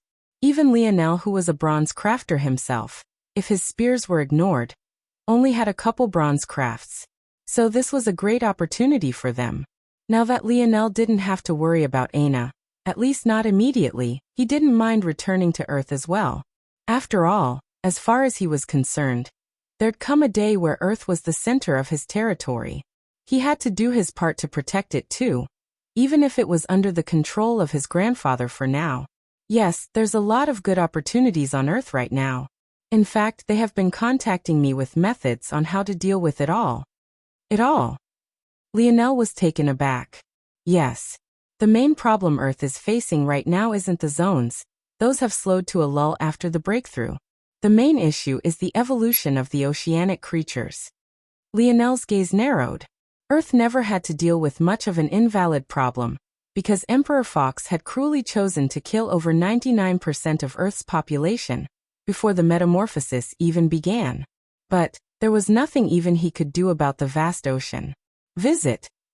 For the best no_vel_read_ng experience. In fact, this made Lionel wonder. Long ago, Earth had gained great enough terraforming technology to fuse the continents into one. He wondered if that was a coincidence or by design. Maybe his grandfather always knew that the ocean would be their greatest obstacle. Still, something about the movements of the galaxy made Lionel feel that the ocean was still the least of their worries. At the same time, he also wasn't very confident in fighting in the water. At the very least, he had no experience in such a thing. That said, he had two solutions to this. He could use his water domain spears, and he could also create some crafts to counter the ill effects. Either way, he would need to assess the situation first when he returned to Earth.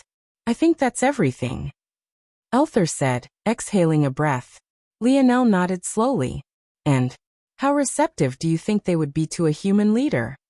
From the way I see it, they follow the direction of that woman just fine as long as they see what they're getting out of it. But it's hard to tell. They aren't subservient. It's a subtle difference between being employed and being loyal subjects. Whether or not they would continue to follow you is impossible to say. Lionel nodded in understanding. This might be a bit of a delicate issue, and it might be better if he made himself known to them sooner rather than later. All right, here. Lionel tossed a spatial ring over to Elther. But when he saw what was inside, his eyes almost popped out of his sockets. How did you gather so much herb ore? Visit. For a better user experience, Lionel grinned. You could say I procured them. Lionel didn't explain, his smile beaming as he rose to leave. Use this to fuel their advancements. Don't be stingy. I want all of that money gone within the next month. This is a lifetime worth of money. Elther was left speechless. He was the prince of a kingdom. It wasn't as though he had never seen such wealth before. But this amount was the equivalent of what his Oryx kingdom would spend in an entire population of millions in a single year. Yet Lionel wanted him to use it on 10,000 Oryx in a single month. If he wasn't a madman, then what was he? He'll replace it soon enough. After all, I have a feeling that the beast crystals of Earth's oceanic creatures are quite rare and valuable, right? Elther didn't know what to say. But he never had the chance to before Lionel suddenly vanished. He's growing more powerful. Elther gripped his fists. He was lagging behind. He needed to raise his effort. Visit. For a better user experience in another corner of the galaxy, back on a familiar planet Luxnix, a young man strolled out from a forest, entering the estate once again. He looked around at the dead bodies littered around him and shook his head. It was unfortunate that this had happened in this way. Maybe he had been too careless. If he had known that she had come with such backing, he wouldn't have been so casual about it all. But he had thought that the Viola family would have been too scared of escalating the situation to this point. The action of sixth-dimensional existences means something completely different from just fifth-dimensional ones. Still, none of this was what took precedence in Miguel's mind. He glided through the estate, making it to a particular place. Yes, Elder. I'm just here to meditate for a bit. The guarding elders nodded. Of the younger generation, there was only one allowed to casually enter this place. Miguel descended down a network of tunnels only to find himself standing before an altar. And upon this altar, there was yet another bronze tablet. However, this one was different from the one Miel held. Sitting upon a marble platform, a translation was etched into the pedestals of this one. A union of light and darkness will reveal the 12-pointed star. The light character exuded an aura eerily similar to Miguel's own. As for the darkness character, Miguel had finally realized that it reminded him of Aina. Visit. For the best no_vel_read_ng experience.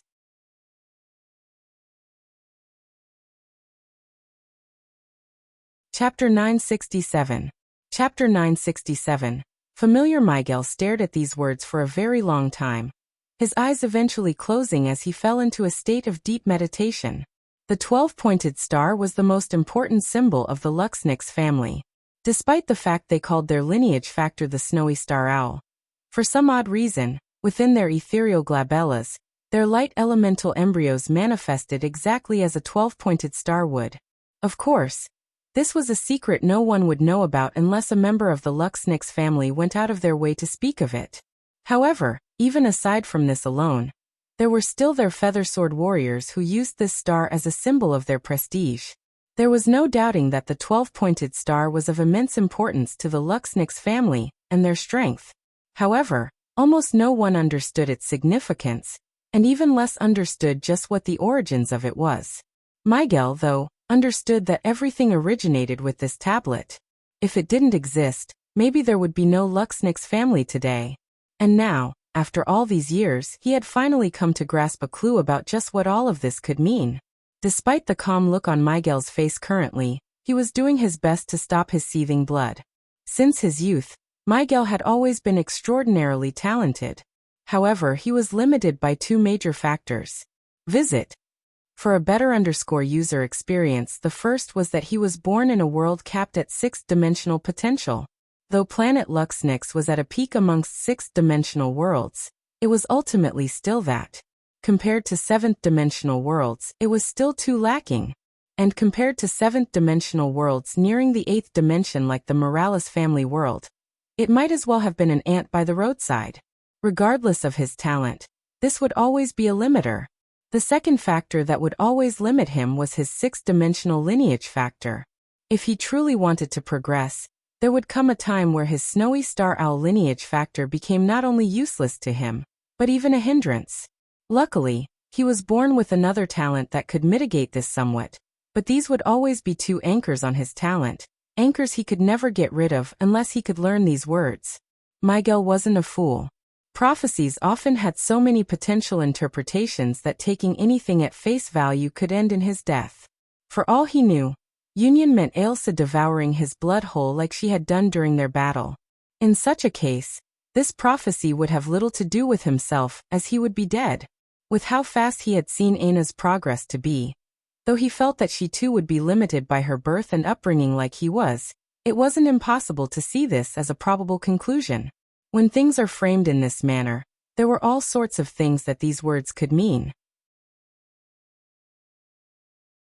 The worst part was that even if Miguel placed these words in the most favorable light, he might still lose out.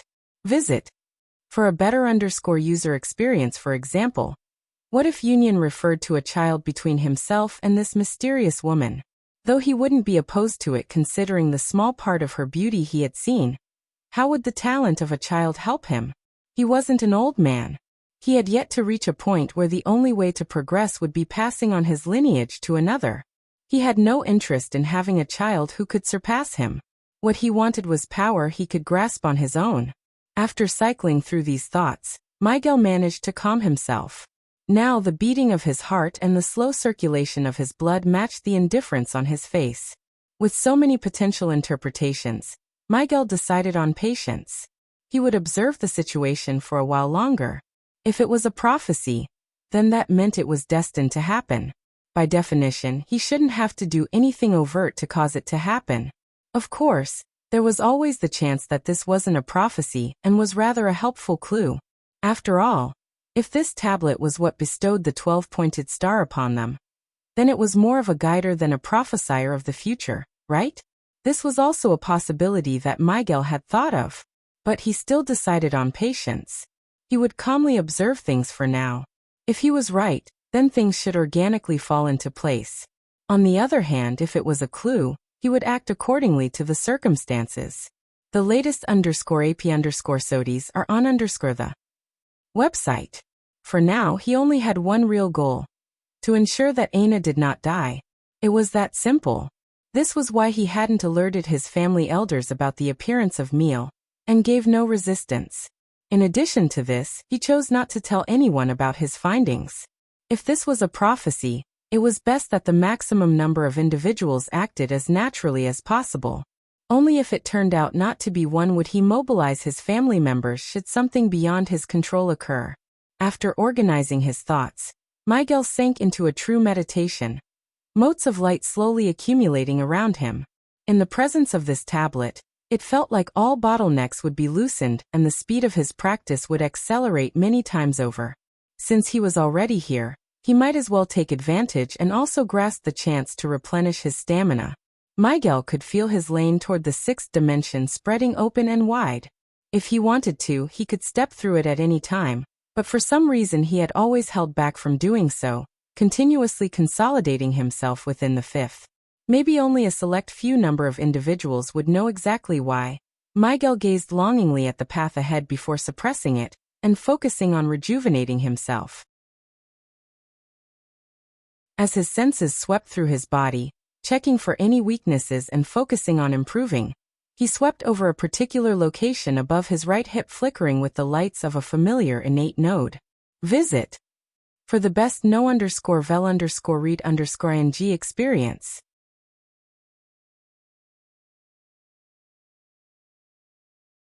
Chapter 968. Chapter 968. Berserk God Lineage Factor. Beads of sweat fell down Meal's brow as he channeled the strength of the bronze tablet.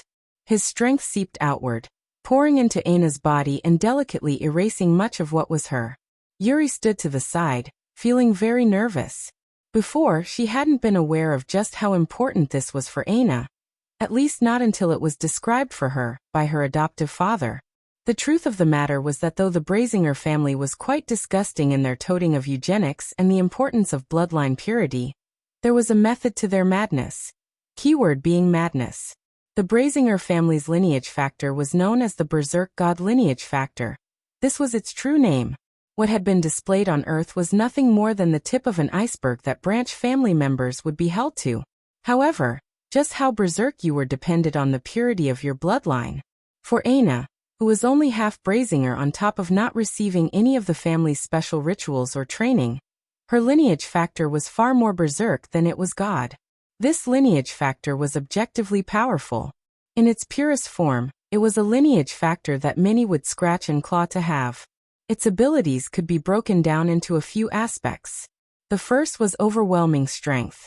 Every single muscle fiber of a Brazinger family members was worth more than that of another individual, even most strength lineage factors. Its potential for explosion and power was simply beyond reason. The latest _AP_SODs are on the website. The second aspect was battle sense. The instincts of a berserk god existed on a separate plane all to its own.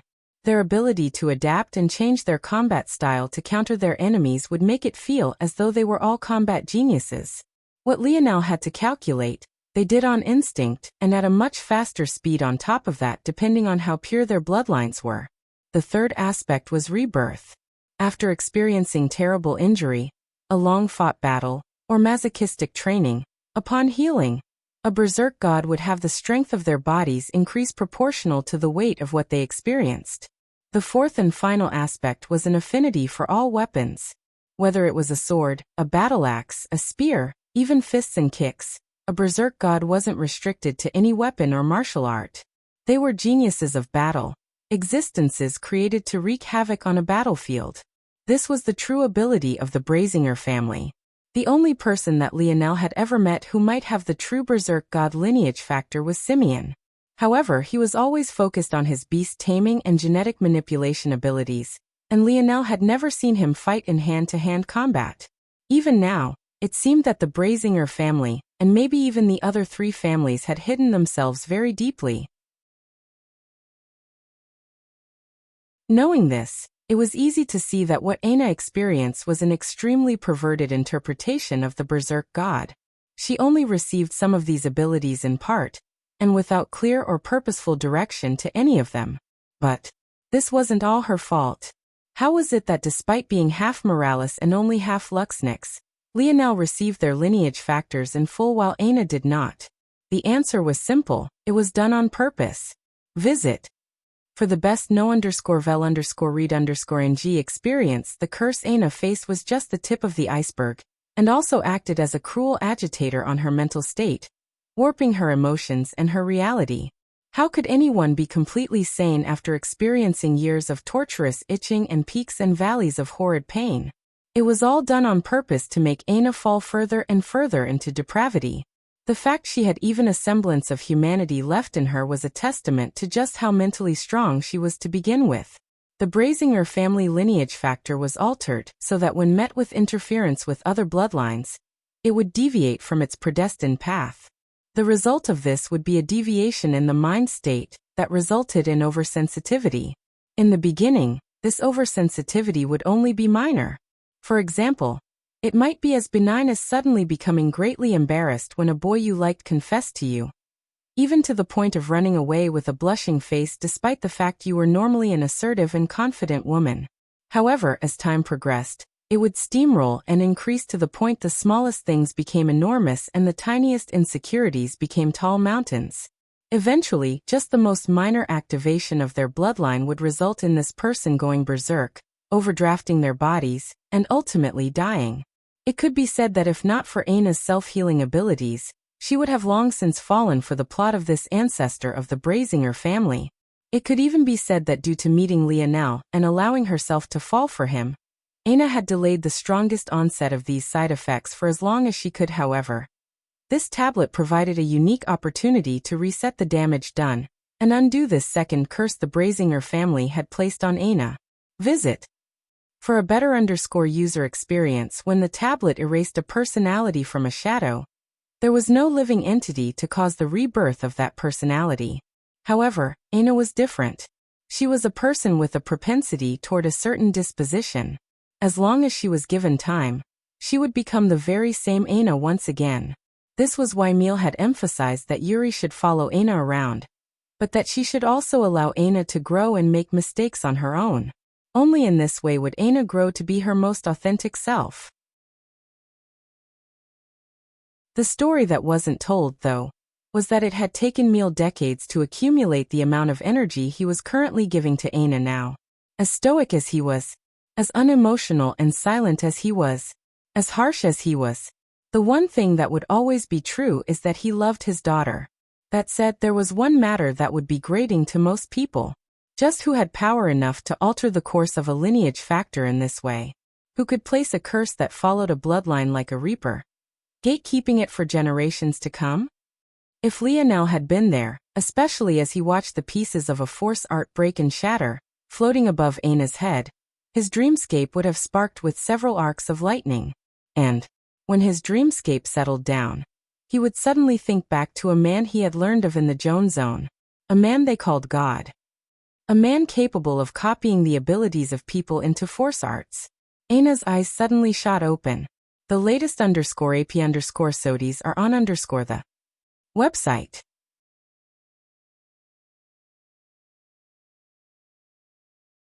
Chapter 969.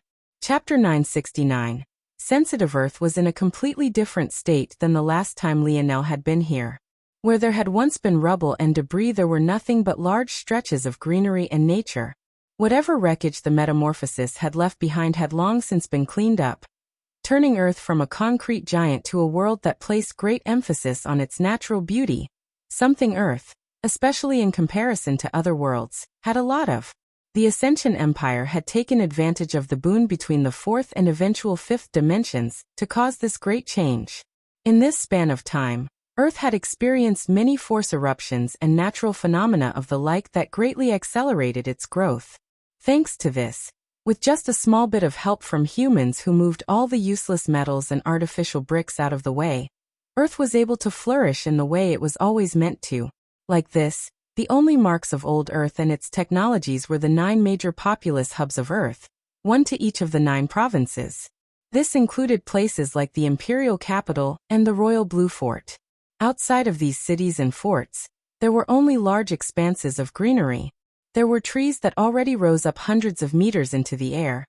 There were precious herbs and grasses growing around every corner, and many beasts had been released from their experimental islands to populate and grow. Some of these beasts became food for humans, some became sparring partners, and others became a core part of maintaining the balance of Earth's ecosystem. Just from this alone, the talent of Earth and its world was on clear and full display. It looked as though these resources had been growing for thousands, even tens of thousands of years. But the truth was that these beautiful displays of nature had only been present for just a handful of years. Visit for a better user experience. Still, these changes were absolutely nothing compared to Earth's 2 moons. The original still retained the name Moon while the second was dubbed Avalon by Emperor Fox. Lionel knew little of the Moon and its colonies, but they were every bit as part of Earth and had also faced terrain's attack those years ago. Before, the Moon had to be terraformed to maintain a population. And even then, this population was forced to stay within a climate-controlled dome. However, after the 4th dimension descended, things began to change, allowing for the dome to be done away with and for the Moon to begin to gain characteristics of a world all to its own. This was in thanks to Earth's fold of reality expanding and beginning to encompass larger and larger regions. Now the moon had unique herbs that even Earth itself couldn't grow.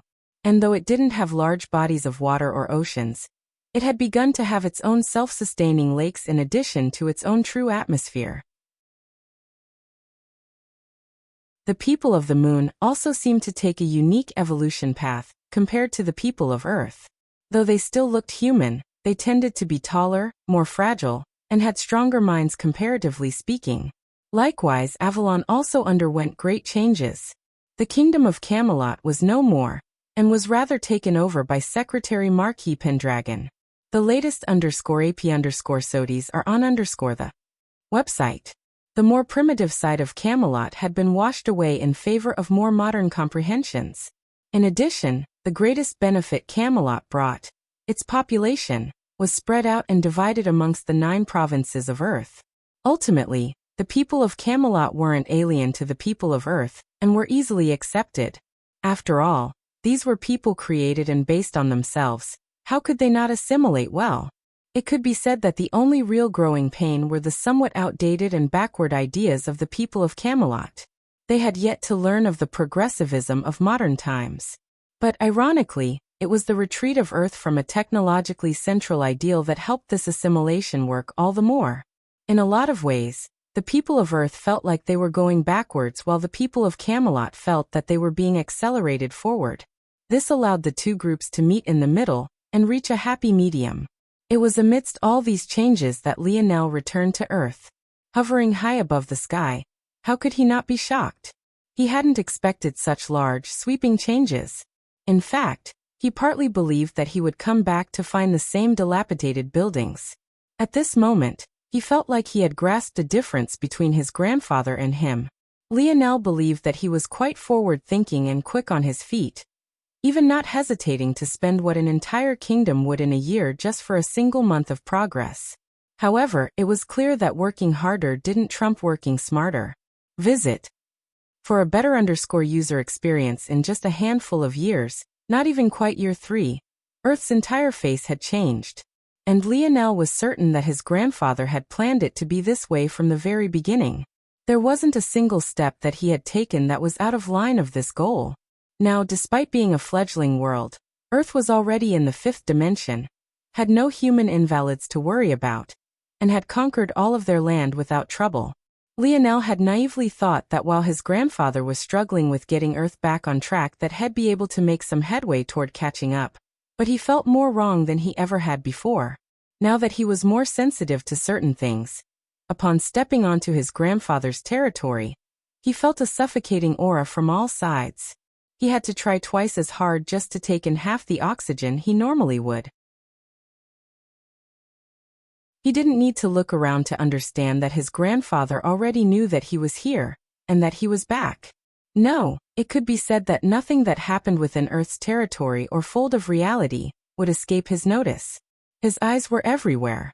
Lionel's lips suddenly curled beside himself, his gaze turning toward the imperial capital before he shot in that direction.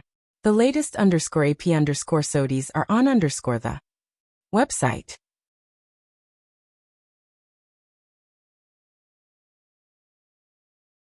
Chapter 970. Chapter 970 El Hope Halt. Each one of the auras were blazing. Several guards sent piercing gazes toward the air. Though they too wore golden armor, it was nothing like the superfluous garbage the guard of the Force Crafting Guild wore. Each one had an undeniable momentum that almost threatened to peel Lionel's skin back. However, as though he hadn't heard a single word, Lionel descended from the skies, landing at the very top of the ancient tree structure that was the imperial capital. Lionel strode forward, his pale violet hair fluttering and his hands in his pockets. A light smile hung from his face. "You're not going to attack me, are you? Prince Lionel. Flying in the imperial capital is an offense even for you." A hard-nosed man stood forward, his demeanor unchanged in the face of Lionel's smile. "Oh. And why is that?" Lionel's steps paused. Visit. For the best no_vel_read_ng experience at the moment, he stood at the base of the imperial palace. A large staircase of white marble and gold lay in his wake. Lining these stairs, warriors that even gave Lionel pressure stood. Despite being in the 4th dimension, Lionel felt that their combat experience was far beyond him. In addition, he could tell that as Earth continued to evolve, so too did their abilities. It likely wouldn't be long before the base strength of everyone on Earth was of the fifth dimension. This was the true fearsome ability of a world with so much talent. Lionel hadn't experienced it before since he was away from Earth, but after returning, he felt that his ability was being nurtured as well. As Earth's fold of reality grew, there would eventually come a point where Lionel wouldn't have to return in order to take part in these benefits. He felt quite refreshed at this moment, completely unlike his demeanor the last time he had come here. You will be seen as a threat to be immediately taken down. Since you have broken the rules, we will have to detain you. And that's the case even if I'm not a real threat. Yes. The man answered seriously, not wavering in the slightest. He seemed unmoved by Lionel's status, his smile, his charisma, and even Lionel's strength. None of it mattered. I see. Emperor Fox is very good at raising loyal warriors. I'm impressed. I would try to poach you, but I have a feeling that I would fail. The man's gaze narrowed. Poach him? What did that mean? Was this prince trying to rebel? The latest _AP_SODIES are on the website. The grip he had on his halberd multiplied in strength, his aura blazing. All of the guards reacted in unison, each of their halberds also raising. Even without them completing their actions, Lionel could feel a unique force art of sorts resonating between them. Interesting, so force arts can be used like this as well, How fascinating. Emperor Fox seems to know quite a lot for a man who should have been born on a mortal world. There was a lot about his grandfather that Lionel didn't quite understand. For example, for Lionel to have the Luxnix family lineage factor, his grandfather would have had to have somehow taken a woman of that family as a wife. But how had he, the emperor of a third-dimensional world, taken the woman of a sixth-dimensional one as an empress? It was all quite curious. At that moment, the enormous doors of the imperial palace opened, separating out the snaking golden dragons delicately carved onto its surface, and even more importantly, the immortal tree that it wrapped around. Soon, a spectacled man appeared that Lionel immediately recognized as his uncle. You returned, he said plainly. I have. For what purpose? To shamelessly steal resources and to issue a challenge. Lionel replied without blinking. The latest _AP_SODIES are on the website. The former makes sense. As for the latter, you aren't worthy of doing such a thing yet. Lionel's smile brightened. My grandfather owes me almost 22 years' worth of birthday presents. I have to seek my reimbursement somehow. And as to whether I'm worthy or not, that doesn't matter much to me either. I will issue it either way. One day Earth will be mine. Though Lionel said things like this, there was a hint of coldness in his eyes that made his uncle's gaze narrow. If there was anything Lionel didn't like, it was not being respected. His arrogance had been buried deep within his bones for a very long time, because there was nowhere for it to flourish on Earth. There was nothing worth him rising to the occasion of. But now things were different. He not only had a goal, there was actually someone who deemed to believe that he wouldn't accomplish it. Though that wasn't enough to tear into his reverse scale, it was definitely enough to leave an itch on it. The moment Lionel said these words, the halberds of the Imperial Guards all rose in unison, their blades carving out a sharp path toward Lionel.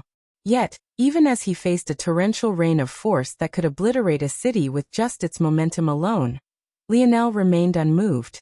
At that moment, a roar that seemed to originate from the very depths of his heart manifested. Lionel didn't even open his mouth, and yet it swallowed the momentum of the Imperial Guards and the Imperial Palace whole, making the white gold hair of his uncle whip backward as though hit with a wall of wind.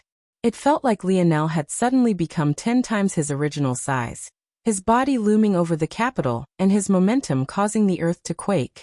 Mists of violet fog rose around his body, a sight alone that made his uncle's pupils constrict into pinholes. The roar drowned all things out, even their thoughts. It wouldn't be until a long while later that they came to understand that it wasn't a roar they had heard, but rather the will of Lionel's heart. The latest _AP_SODIES are on the website. Without another word, he turned and began to walk away before coming to a sudden pause. "Oh right. I used my imperial pendant on claiming White City, if I recall correctly. I hope no one has stretched their hands toward my things." With that, Lionel flickered and vanished.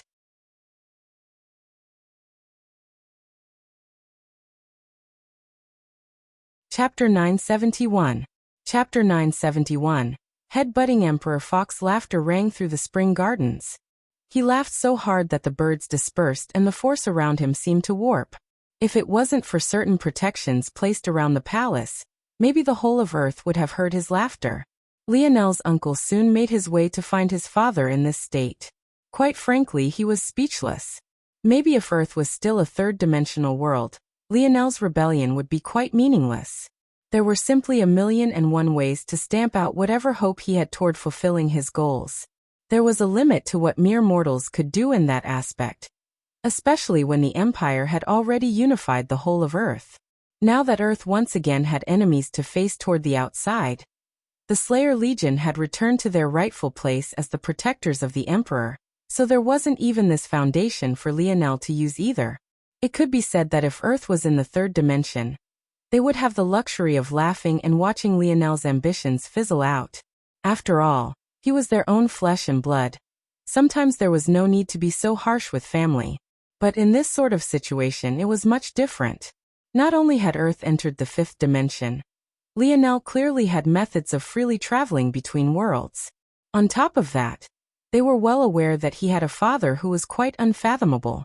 And Lionel's uncle knew well just how much Lionel's mother and loved, and what kind of temper she had for certain people. This was all to say that if Lionel's mother learned of Lionel's ambitions, she would probably directly pass on her position as crown princess to him. And even if Emperor Fox voided it, he would end up having to fight both his grandson and his daughter. If things continued like this, especially since Lionel was a brat who might not be able to see the bigger picture, Earth might suddenly be shaken with internal conflict when their blades should have been pointed toward the outside. The latest _AP_SODIES are on the website. Knowing all of this, despite the fact Galerin had very rarely questioned his grandfather in his life, he still couldn't help but speak. "Imperial father, is this really a laughing matter?" Emperor Fox sputtered with laughter, his white gold hair shimmering as his emerald irises twinkled. "Look at that, Galerin. He's even rubbing off on you. You actually questioned me for once." Galerin frowned slightly before his expression became somewhat bitter. Maybe only his father could make his expression warp like this. "You should learn from that brat a little bit more. You need to be more rebellious. Don't you find it sad that I gave the position of crown heir to your little sister and not you? You would think that would have bred at least a little resentment in you." "I expected to find some undercurrents brewing, maybe some schemes as you pulled the court to your side. How is it that your sister has been gone for decades and yet you've done nothing? I'm quite disappointed."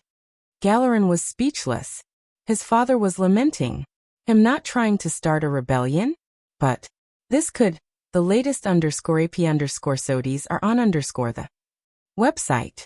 The prince truly had no idea how he should approach this. Lionel's words couldn't have been clearer. Yes. That brat finally grew some balls. It's about time." Galerin almost choked on air. This was the most vulgar thing he had ever heard his father say. What the hell was going on today? Last time he came here, he was far too much of a pansy. He hated me, but he hardly even showed it, letting his purpose become warped beneath the ideologies of another. A fox man should think for himself. But Imperial father, Galerin shook his head. "He's being quite shameless." This was the best argument Galerin could think of. It was clear he had been rendered completely speechless by his father. Shameless? I think it's the opposite. If he had wanted to, he could slink around in the shadows, never letting anyone know his purpose before he suddenly struck at a critical time. But he actually came here to issue a direct challenge. What's so shameless about that? That's not what I mean. You mean resources? Well, the brat is right. I do owe him many birthday presents. Visit. For a better _user experience after hearing this, Galerin really didn't know what to say anymore. He and his own son were like two sane people in a family filled with maniacs. Whether it was his brother-in-law, his nephew, his own little sister, his mother, even, they were all insane. Sometimes he wondered if he had been swapped with another child at some point. He didn't know why he was so surprised. This was the same father of his who laughed up a lung after he learned that Lionel almost destroyed the Royal Blue Fort. To put that matter into real perspective, their Ascension Empire had known of the threat of the ocean for a very long time. Royal Blue Fort was one of their most powerful chess pieces toward countering this invasion of sorts. Yet his father had laughed about it like it was nothing. Emperor Fox finally stopped laughing and shook his head. Your vision is still too narrow, Galeron. The reason he can do this is because he knows his worth. There are still some things that are inconvenient for me to do personally, while he's well aware that he's maybe the strongest warrior on Earth right now. The oceanic beasts are just the beginning, another war is coming. As long as he's working, who cares if he takes some advantages? That said, he'll still have to pay a price for leaving us behind to go and chase skirts. Galeron's expression twitched, suddenly remembering that Lionel had mentioned White City before he left. Emperor Fox burst into another fit of laughter, this one even more uproarious than the last. He likes his moral high ground so much, right? I'd like to see what he does when that moral high ground is exactly what's holding him back from taking what he wants. Visit. For the best no_vel_read_ing experience. Galeron felt a headache coming on. He really wasn't ready to deal with the logistics of headbutting between a prince and the Dove Grand Prime Minister family. Just one more chapter coming later today. DKM.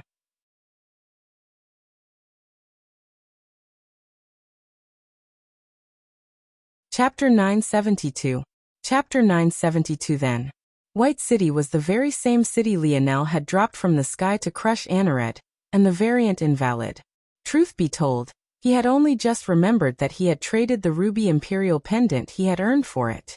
He thought it might be a convenient way to get things started. After all, he didn't have the patience to build a new city even though he was uniquely suited to doing such a thing. As for what Lionel wanted the city for, it would be a convenient fort.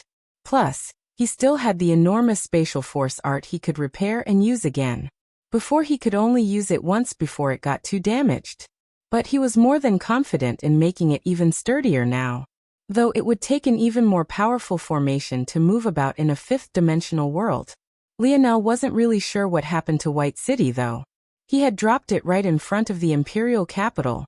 And now that he thought about it, there should have been a second city in the surroundings, not to mention the third city, which was the one he crashed. The state of White City should be pretty terrible if it wasn't touched. After all, it wouldn't come out unscathed from such a thing. And there was also no telling if it was still around the capital, or if it had been moved elsewhere. Truth be told, Lionel hadn't been paying much attention when he was on his way here. He had been moving too fast and was entirely focused on crashing the capital to cause a commotion. Well, he had managed to do that, so now he was content with settling down and making some money. However, when Lionel laid eyes on White City, his brow twitched. The latest _AP_SODIs are on the website. If it wasn't for the fact he could still sense the lingering remnants of his large-scale spatial array, he wouldn't have even connected the two cities into one at all. The White City he had once known was nowhere to be seen. The city was about the same size as it had always been, since terrain had never quite fully conquered its own world. Its cities were purposely built large, so that it could accommodate large numbers of people and enormous sums of resources. This was to say that it was massive, about double the size of a normal large city. However, what was shocking were the number of people and the hustle and bustle. The economy was booming to a mind-numbing degree. Lionel could almost smell the money in the air. But what was maybe most shocking was that maybe only half the number of people here were actually from Earth. As for the other half, they had clear energy signatures that marked them as alien to this world. What Lionel didn't know was that White City and the other Skyfall cities, as they were now known as by the people of Earth, had become hubs for trade and diplomacy. The other Skyfall cities had been razed to the ground. But these two, White City and Black City, the latter of which had once pincered the imperial capital with Kiefer City, were the two that remained and had become great tourist spots. Emperor Fox didn't allow people to freely travel throughout Earth, but this made perfect sense. The resources Earth had as a talented Earth was far beyond what even many disaster worlds could hope to have. In order to hunt on Earth, one needed to pay an exorbitant price, usually worth more than even the resources one would manage to gather. However, many still bit the bullet and paid this price because the talent of beasts here was far beyond what they could find elsewhere. Visit. For the best know_vel_read_ng experience, the Beast Crystals of Earth provided a unique opportunity to increase the strength of their abilities. Anyone who had any sort of money at all would definitely send their children here. The result was Earth swimming in more money than it even knew what to do with. Let alone robbing a force crafting guild. Lionel should be thinking about robbing his grandfather's coffers. This was all to say that the city Lionel stood above on his black surfboard treasure, having long since been upgraded by him to the point it could stand hundreds of meters in the air even in a fifth-dimensional world, was an enormous well of resources, and yet, Lionel knew he couldn't casually touch it. Lionel's expression turned cold. There was no way this city was functioning on its own. It was definitely being controlled by someone. Though Lionel hadn't heard his grandfather laughing, he could very well imagine that old man's brilliant grin. It was almost more annoying that that old man was more handsome than he should be at his age. Lionel almost wanted to tell him that his time was up and to give it up, but he knew that would just make him look even more bitter than he already was. What was he supposed to do? He couldn't just kick these people out. Even though half of them weren't from Earth, the other half relied on this place for a livelihood. They had already built their lives and families here over the course of the last 3 years. Visit. For the best know_vel_read_ng experience, he couldn't use force either. How would they react to someone who just tyrannically took over their home, after they had been living in peace for so long? And he most definitely couldn't just kill them all. Just from a glance, Lionel could tell that there was practically no one in poverty in this place. Though his grandfather's genocide was something Lionel could never accept, what he did have to accept was just how good of a position it had put Earth in. They were in a place where every Earthener could prosper and benefit without needing for anything. Lionel stood a distance from the city, hovering in the air with his surfboard. After a moment, his lip curled. With a wave of his arm, he sent out several messages. It was about time he begin.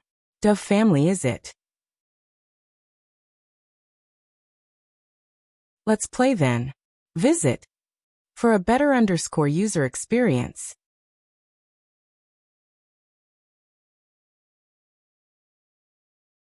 Chapter 973.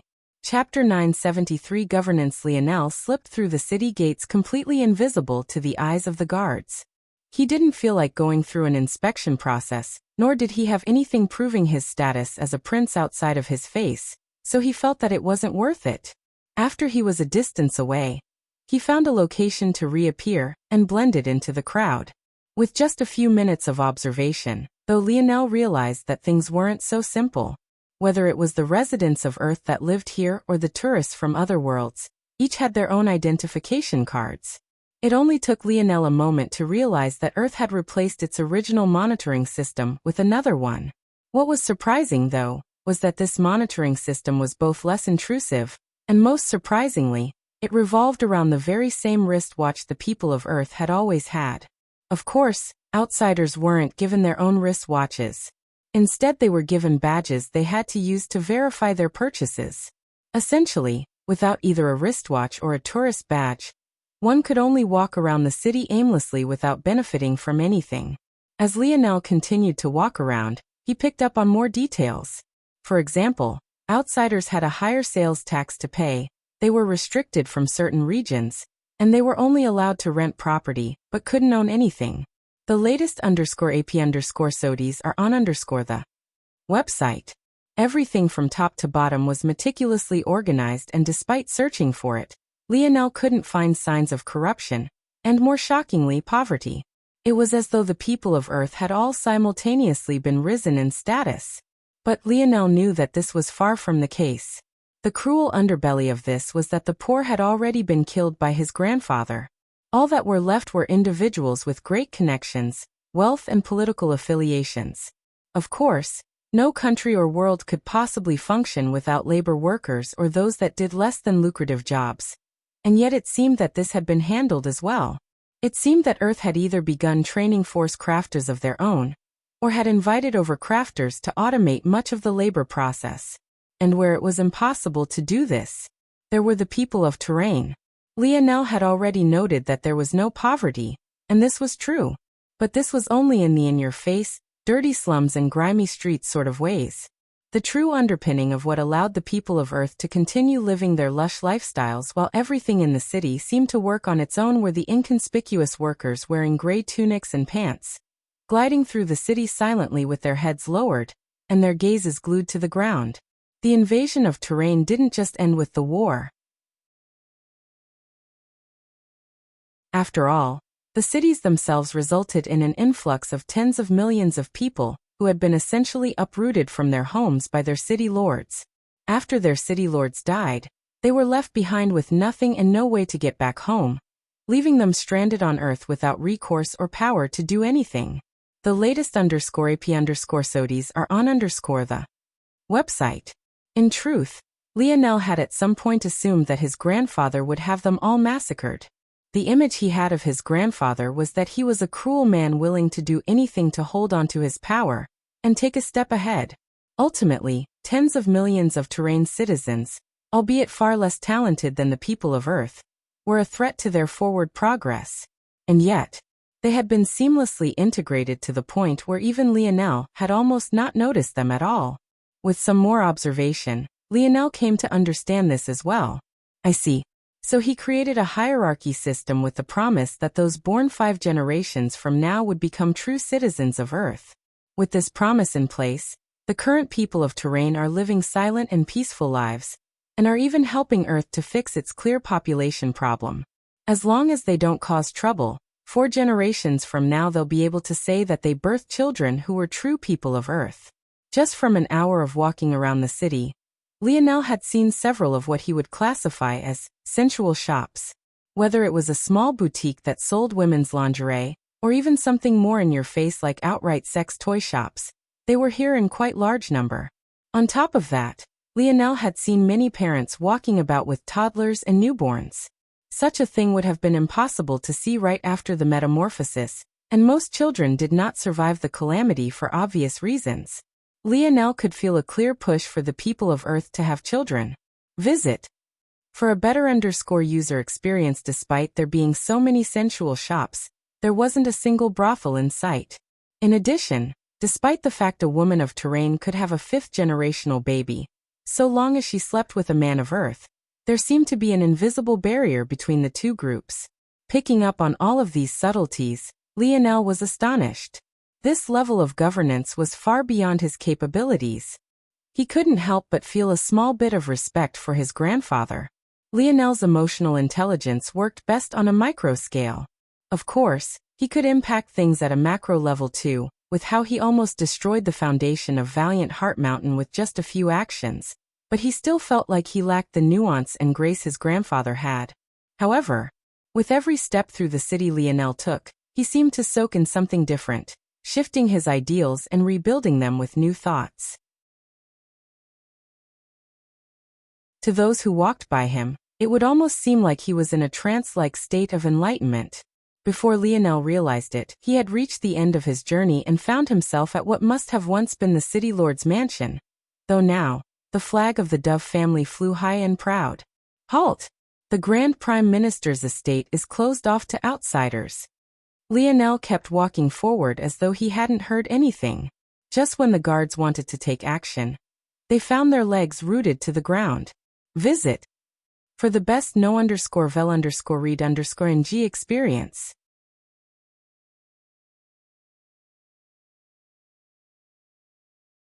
Chapter 974.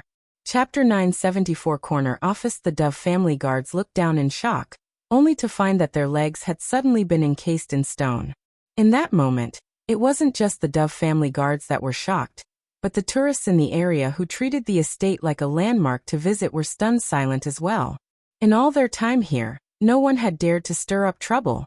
This was the first time they were seeing such a thing. Of course, What the crowd didn't know was that this wasn't true at all. How could there possibly not be any bad apples? It was just that these individuals had been dealt with swiftly and with the utmost secrecy. Hardly anyone was even aware that such events had occurred. But Lionel was the prince of the empire. He couldn't exactly be stopped ahead of time, right? A blinding pair of white gold wings appeared to Lionel's back in a flash. In one moment he was on the opposite side of the gate. In the next he had leapt over, landing softly on the other side as a small gust of wind followed his movements. Lionel strolled forward with his hands in his pockets. Every guard that rushed forward found themselves cemented into the ground, not harmed, but completely unable to move. The difference was so striking that it shook the observers to their core. They had no way of knowing just who this young man was. Visit. For the best know_vel_read_ng experience, Lionel swept a gaze forward. The Dove estate was Victorian in its construction. It had a somewhat castle-like, somewhat modern feel to it. It had great archways for each of its windows that melded seamlessly into the design. In addition to this, there were a few towers built right into it with a structure that finished the painting of a beautiful picture. The fences and gates that surrounded the property didn't obstruct the view at all. Lionel's actions were clear for all to see. From his gliding over the perfectly trimmed grass up to the point he began to walk up the stairs to the wide doors. To the surprise of the people watching, rather than alarms beginning to blare, the doors opened, revealing a man dressed in an archetypal butler uniform. Everything from his pristine white gloves, to his golden pocket watch, and the tails of his suit were perfect. "Welcome, Prince Lionel. The Dove family feels humbled by your visit." It was right then that the guards suddenly came to understand that they had been trying to stop the prince of an empire. Not only that, but a surge took hold of the crowd. Many of them were the people of Earth. The instant they heard Lionel's name, things clicked and a look of reverence flooded their expressions. Visit. For a better user experience to the people outside of Earth, Lionel was a wanted criminal. To the people of Earth, Lionel was the man who dropped a city that ended a war. What was important for an imperial family? It was making sure they held on to the love and adoration of the people. The more they were revered, the more godlike they seemed. The more power they would manage to consolidate. Quite frankly, Lionel hadn't expected such a reaction to his name. After all, the people of Earth should know that he was a criminal as well. However, it seemed that his grandfather had grasped an opportunity. Lionel couldn't help but be astonished by his grandfather's audacity.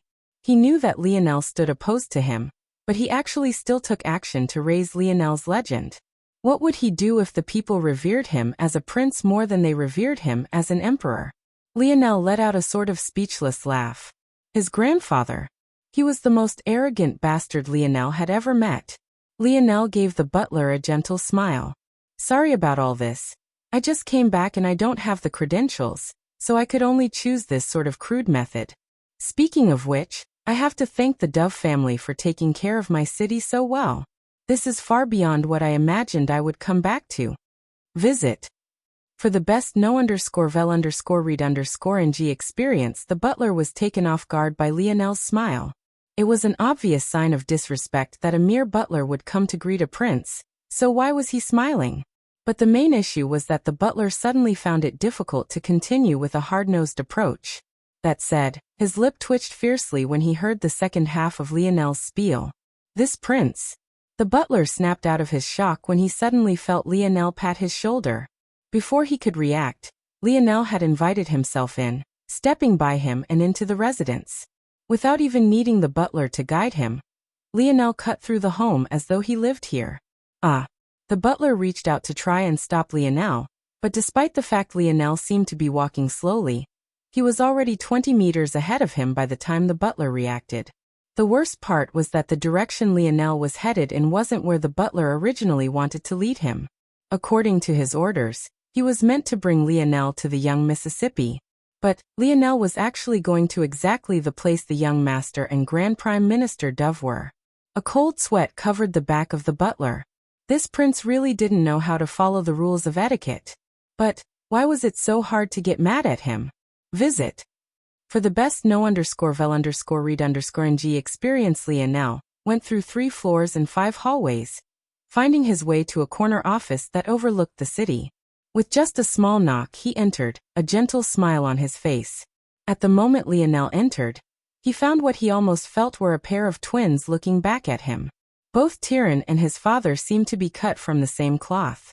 Despite being surprised by Lionel's appearance, they didn't seem to react much initially. It wasn't until Lionel took a seat next to Tyrion, and facing Grand Prime Minister Dove, that the two of them finally smiled lightly. Like this, 3 fake smiles met one another in a single corner office.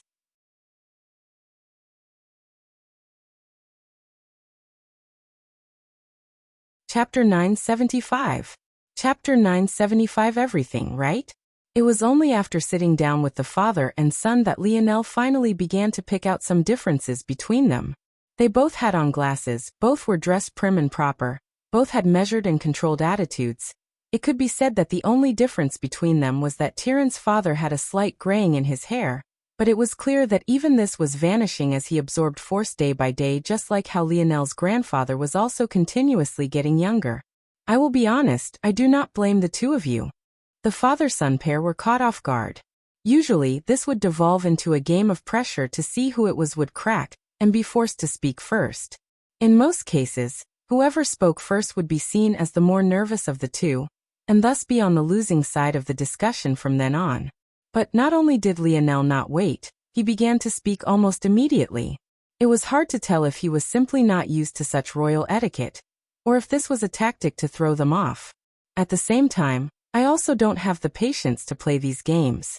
I'm on a little bit of a time crunch. I won't be young forever, you know. So how about I lay things out how I see them?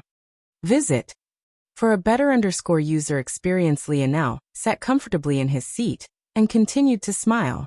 You two are not my enemies. We just happen to see things differently. To you this is necessary. While you might be a Grand Prime Minister family now, as Earth expands and its territory grows, it's impossible to say that your hold on power will remain the same. The best case is that it dilutes, the worst case is that you're forgotten to the annals of history and washed away along with the other noble families that failed to continue to meet high standards. This, however, is also an opportunity for you. You now suddenly have ample room to grow, whereas in the past you had already met a ceiling you couldn't break past. So if a brat like me claims a city with a small bit of merit, and then suddenly disappears for 3 years, it wouldn't be surprising that you would choose to swoop in. After all, there are many things you could say. For instance, you could claim that this isn't the White City I claimed. There are practically no parts of the city I once claimed remaining, and even a rational person might conclude that this was no longer my city to begin with. Tyrion's eyes narrowed, but he quickly recovered, continuing to listen to Lionel's words without saying anything himself. The latest _AP_SODIES are on the website. Of course, none of those petty tricks really matter. Ultimately, I am a prince and this city was claimed for me by virtue of an imperial pendant. If you look at things this way, in terms of places on Earth that represent the imperial family's prestige, the imperial capital is number 1, and this city may very well be number 2. However, I'm sure you father and son pair are smart enough to understand this as well, which means you have several other tricks up your sleeve.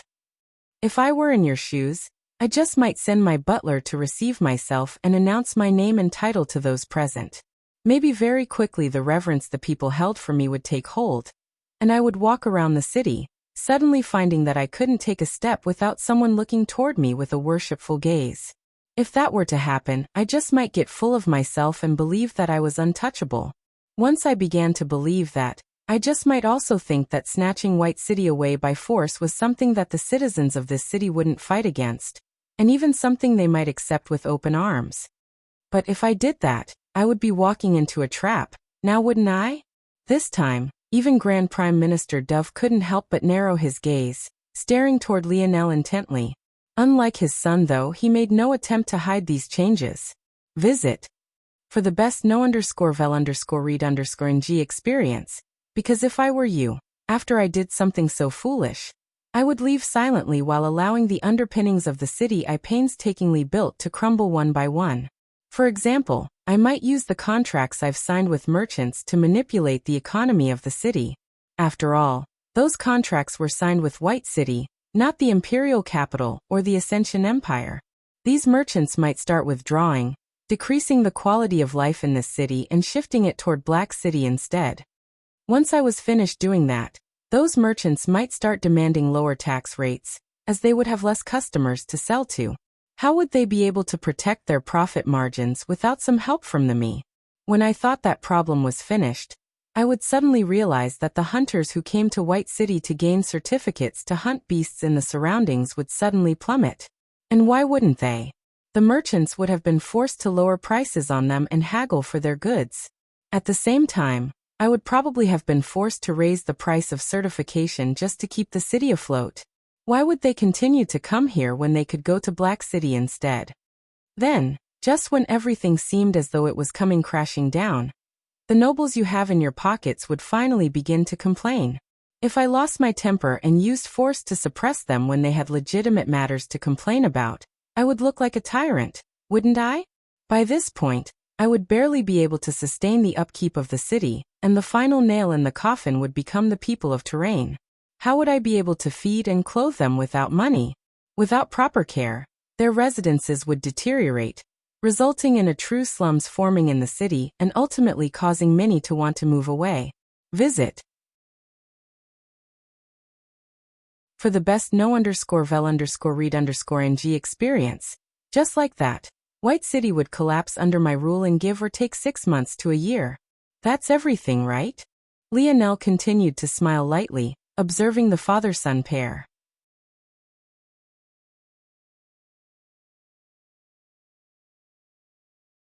Chapter 976. Chapter 976. A smile. Lionel's smile didn't fade amidst the silence of the father-son pair. In fact, it only grew. It was clear that this silence meant something far different than it would have at the start of all of this. I see. Grand Prime Minister Dove suddenly spoke.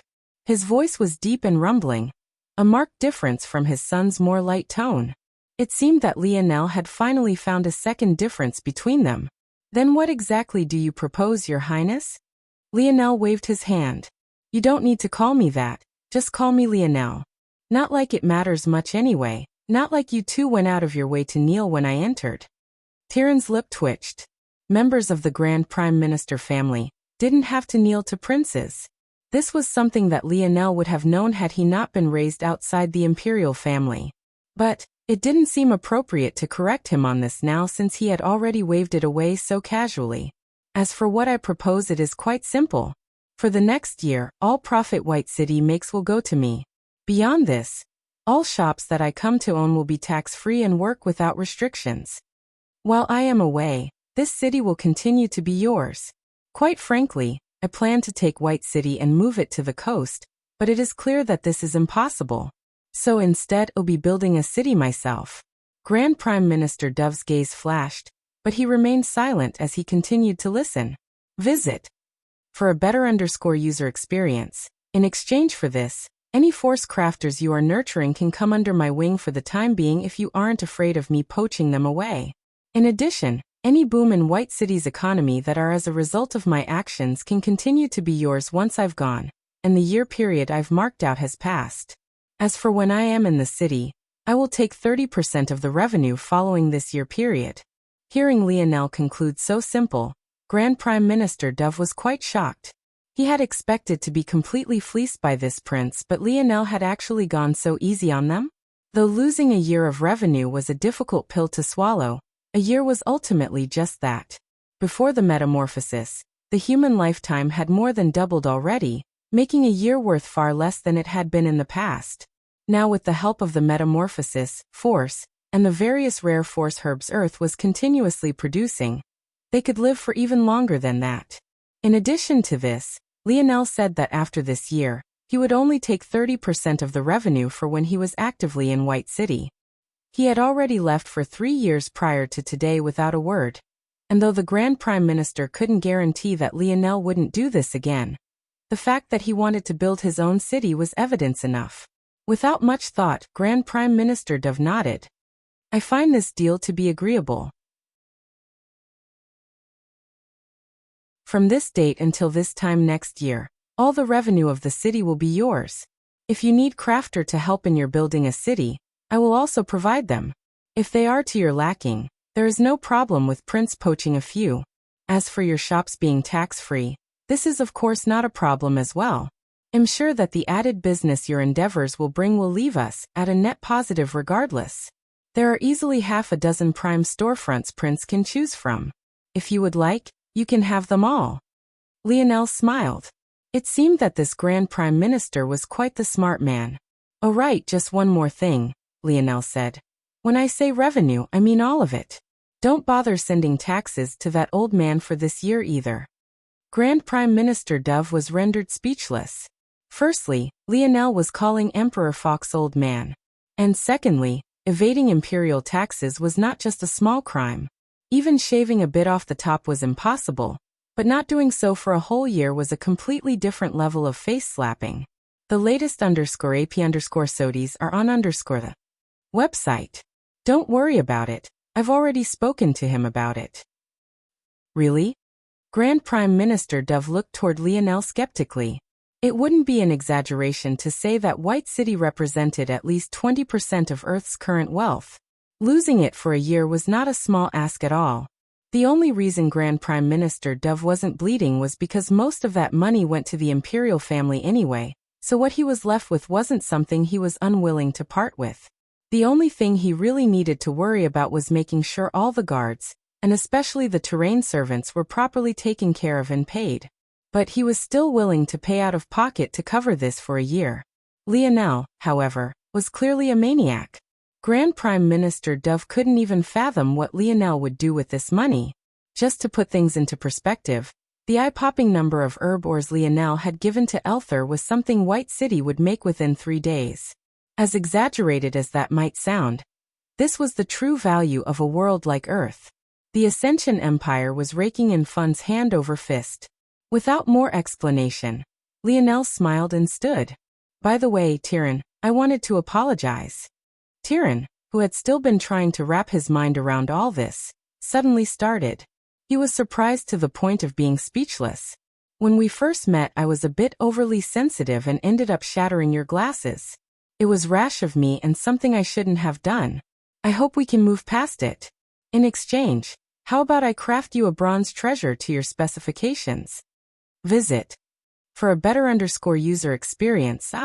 Tyrion, who was almost always composed, didn't know what to do. He had never expected an apology for that, and he had most definitely never expected Lionel to be so nice to him. But most shockingly of all, Lionel was a bronze crafter. Tyrion quickly thanked His Highness. Right. Tyrion shot up from his seat and accepted Lionel's handshake. He looked deeply into Lionel's eyes, trying to find some sort of contempt or sneer, but all he saw was warmth that made him feel almost too comfortable. The grievances he had held toward Lionel suddenly vanished into the wind, and he blushed beside himself. Lionel left the corner office with a smile on his face. He realized just how correct Anya had been. If he had had a warmer relationship with Tyrion from the very beginning, instead of lashing out at him for just looking at Aina back then, maybe this matter would have gone even smoother. If he wanted to succeed, he had to lead with a smile. There would always be time for him to use his fists later if the situation suited it. Young miss, please don't. As Lionel was about to leave the estate, he suddenly heard a familiar voice. When he looked back, he saw the butler chasing after a young lady that seemed to be in her very late teens, likely 18 or 19 years old. Despite her age, Lionel's first impression of her was that she was quite cute, in a cuddly sort of way. However, that fiery look in her eye as she stamped toward him was definitely anything but cuddly. Visit. For the best no_vel_read_ing experience.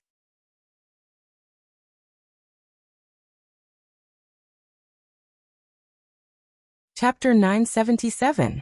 Chapter 977 Coasts. Lionel smiled lightly. He had been monitoring the butler with his internal sight ever since he entered the estate. Initially, he had been rushing after Lionel, but after he realized he couldn't catch up, he had changed directions and shot off toward where this girl had been lying in wait. If Lionel had to make a guess at what happened, he had probably entered a wing of the estate that the butler didn't dare to enter. As such, the butler had no choice but to change tactics and go and seek help from this cute girl. It was very likely that this was the young woman the Dove family had prepared to field Lionel. And clearly, she wasn't very happy that Lionel had ignored her while going straight off to her brother and father instead. It was rare that the young miss got a chance to do something important, so it felt like Lionel had snatched away her chance. The result was the poor butler chasing around someone he couldn't catch up to for the second time that day. "You are Prince Lionel?" Though it was a question, it almost came out like a demand. "You could say so." Lionel chuckled. "And you are?" Visit. For a better user experience, I am Avery Dove, the young miss of the Dove family. We were meant to have a meeting today, but why is it that you seem to be leaving already? Lionel looked this girl up and down, suddenly realizing something. He had mostly met all of the noble young men and women during the war with Terrain. But back then, Avery was just 14 or 15 years old, far too young to participate. It was no wonder this was the first time Lionel was meeting her. "I see, so it's young Miss Dove. It's a pleasure to meet you. I wasn't aware that you were waiting for me, my apologies. How about this? Your father said that there are 6 prime storefronts for me to choose from. Would you mind being my guide?"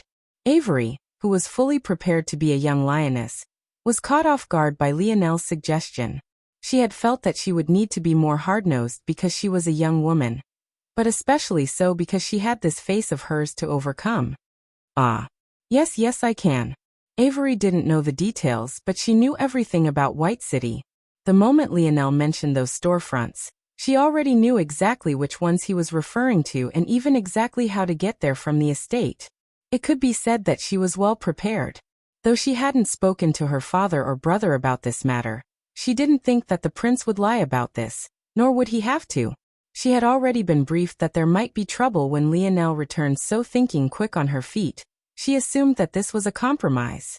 Around a corner not far away, Tyrion, who had been prepared to step in to do something, chose to pause instead. Compared to the niceties that Lionel had given him before, this was worth far more. He suddenly found it very difficult to even think of tricking Lionel, let alone doing it. Visit. For the best no_vel_read_ng experience, he shook his head. He felt ridiculous today. He had actually done something as embarrassing as blush. Now this. Not long later, Lionel was escorted out of the mansion under the lead of Avery. Along the way, Avery found herself relaxing even to the point she began to laugh and giggle at the things Lionel said from time to time. She almost forgot that she was meant to be on official business, representing her Dove family. "You really have seen a lot of things. My father won't let me off of Earth. I've always wanted to see what the greater universe looks like." Avery had a slight longing in her gaze as she looked up toward the sky. But unfortunately, there was nothing but an expanse of blue to see. Lionel smiled.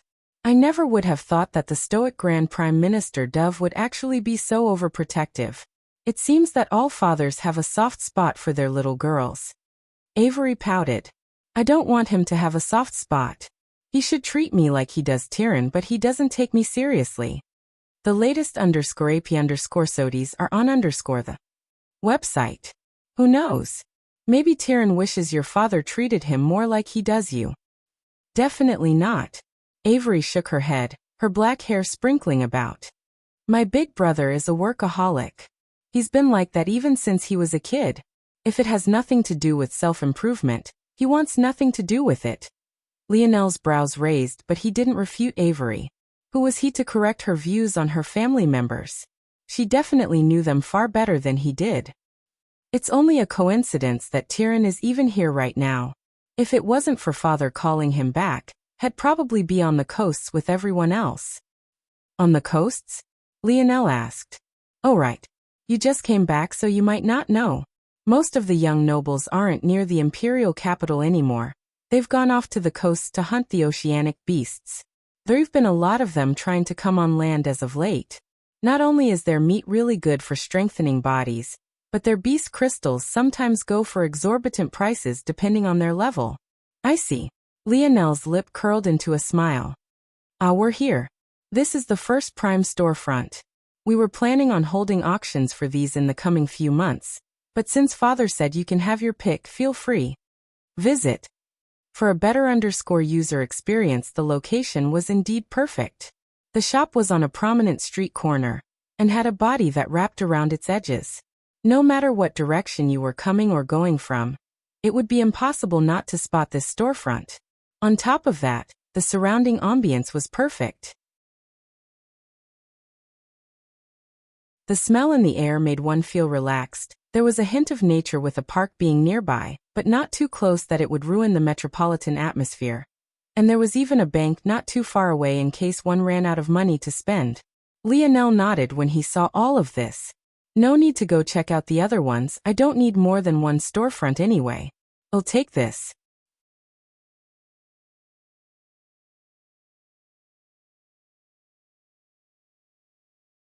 Chapter 978. Chapter 978. Beach. Avery blinked. Lionel really made decisions fast. The truth was that it didn't really matter to Lionel if there was another storefront that was a little bit better than this one. As long as it was close, as he expected they would be, his store would become the most popular among them. In fact, even if he didn't get a prime storefront, it was only a matter of time before his store still reached the top. It would just take a little longer. Do you need me to assign some people of terrain to you? They can help with the upkeep of the store, and can also manage it for you. There's a small fee to pay, but it's nothing too great. It made Lionel slightly uncomfortable to hear this, but he knew it was probably the best choice so long as his grandfather followed through on his promise to integrate their later generations as one of their own. No, that won't be necessary. Lionel could just automate everything like he had with his Valiant Mountain store. As long as he upgraded it from time to time, and had his people maintain them force arts, there wouldn't be a problem. Avery nodded. All right. Visit. For the best no_vel_read_ng experience. Lionel was about to say something when he suddenly sensed several responses from his talisman. He had sent out quite a few messages earlier, and they had finally gathered up. It was about time for him to go. Seems that I have to go now. Tell your elder brother that he can come here in about a week with the specifications for the craft he wants. If you'd like, I can make something for you too. Lionel said with a light smile. Avery was stunned again, but before she could react, a black surfboard had appeared beneath Lionel's feet as he shot into the air. Toward such a thing, Avery could only be speechless. Flying was most definitely prohibited within city limits. This Lionel broke rules left and right without regard for anything. But, rather than feeling that he was a pampered prince, Avery couldn't help but smile. It was clear her impression of Lionel was quite good. Oh no, there's so much work to do. A bulb suddenly went off for Avery. She needed to sign over the property in Lionel's name, handle the paperwork for the property and service taxes, and on top of that she needed to get the permit to sell goods from the imperial capital itself. She suddenly felt as though Lionel had saddled her with a whole bunch of work he was oblivious to. It was a whole other can of worms if Lionel planned on opening a crafter's shop. Just think about it, back on 21st century Earth, not just anyone could open up a gun shop or a gun range. It was definitely far more difficult than opening up a restaurant, but even a restaurant needed to meet certain health guidelines. Compared to a gun shop of the 21st century, a crafter's shop was thousands of times more dangerous, and such things had already been taken into account and heavily regulated by the Ascension Empire. Now Avery needed to wade through these waters and handle it all. Visit. For the best no_vel_read_ng experience, she pouted her cherry lips, her appearance becoming even more adorable than it was previously. She didn't think Lionel had done it on purpose, but he was really too reckless. Forget it. Maybe he knew something since he offered to make me a treasure too. Avery did an about-face and began to stroll back to her family estate, thinking of all the stories of the outside world Lionel had told her about. The air is so salty, my skin is drying out. Alan frowned, his brows furrowing behind his glasses. Stop complaining, for eyes. You're already wearing so many layers of clothes to begin with. How much of your skin is being affected at all? Raj called out. As usual, Alan had buried his perfect physique beneath layers of baggy clothing. Considering they were currently standing on a beach, he looked especially out of place. Though that could be said for all of them. Despite the surroundings, they didn't have the luxury of wearing swim trunks and exposing their torsos. Up ahead, rather than sand meeting water as it usually would, there was an enormous border of steel. Not just that, but the ocean's water was filled with tankers and warships. It was easier to spot a wall of metal than it was to see the blue of the waters. Visit. For a better user experience, the 8 brothers stood a distance away. If not for this, they wouldn't even have the luxury to stand on sand. It was clear that Earth was taking the defense of its coasts extremely seriously, but if you had seen the kind of monstrosities that were trying to make their way to land, this wouldn't be a great surprise at all. After just a year, the auras of the 8 had grown exponentially. It felt like they could conquer anything. Hey you 8, what are you standing around there for? A modified military jeep drove through the sand, rolling toward the boys. It only took a simple glance at their wrists to know that these 8 came from Earth. However, the soldier was casting them looks of disgust. There were no small number of youths that had come to the coast to show off and say they participated when in reality, they would just stand around and avoid danger just like these 8. At least, that was what the man sitting in the passenger seat of the jeep thought initially, until he got closer. He didn't recognize them all, but when Arnold cast a glance over toward him, he froze. A memory of Arnold shooting into the air and smashing a 20-meter-tall squid to minced meat with a single palm replayed in his mind. In that moment, his next words couldn't help but get caught in his throat. However, by that point, the 8 young men had already ignored him as they had all locked eyes with another young man who rode the back of the military jeep with a wide grin on his face. The latest _AP_SODIes are on the website. Who else could this man be if not for Lionel? Cap.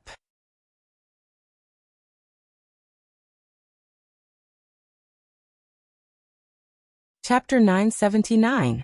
Chapter 979 Steroids. Lionel hopped out of the military jeep only to be tackled into a bear hug by Milan. Oof. Though Milan wasn't nearly strong enough to knock the wind out of Lionel, the latter still feigned weakness. Unfortunately, that didn't garner him any sympathy as Milan just squeezed him harder. Before Lionel realized what was happening, he was suddenly dog-piled. In fact, the only 2 who didn't move were Alan and Arnold. The 2 looked toward one another and shook their heads. It seemed that they were in lockstep when it came to matters like this. The driver and passenger of the military jeep looked on incredulously. That was a prince of the empire. What was going on? Since when could you treat a prince like that? Thinking about Prince Noah and how stoic he was, not to mention the cold, short-haired beauty that was always by his side, this Lionel was really too much of a drastic difference from the kind of royalty that they were used to. All right. Lionel's muffled groans sounded beneath the 6-man pile. However, they seemed to have no intention of letting him go. Visit. For a better user experience.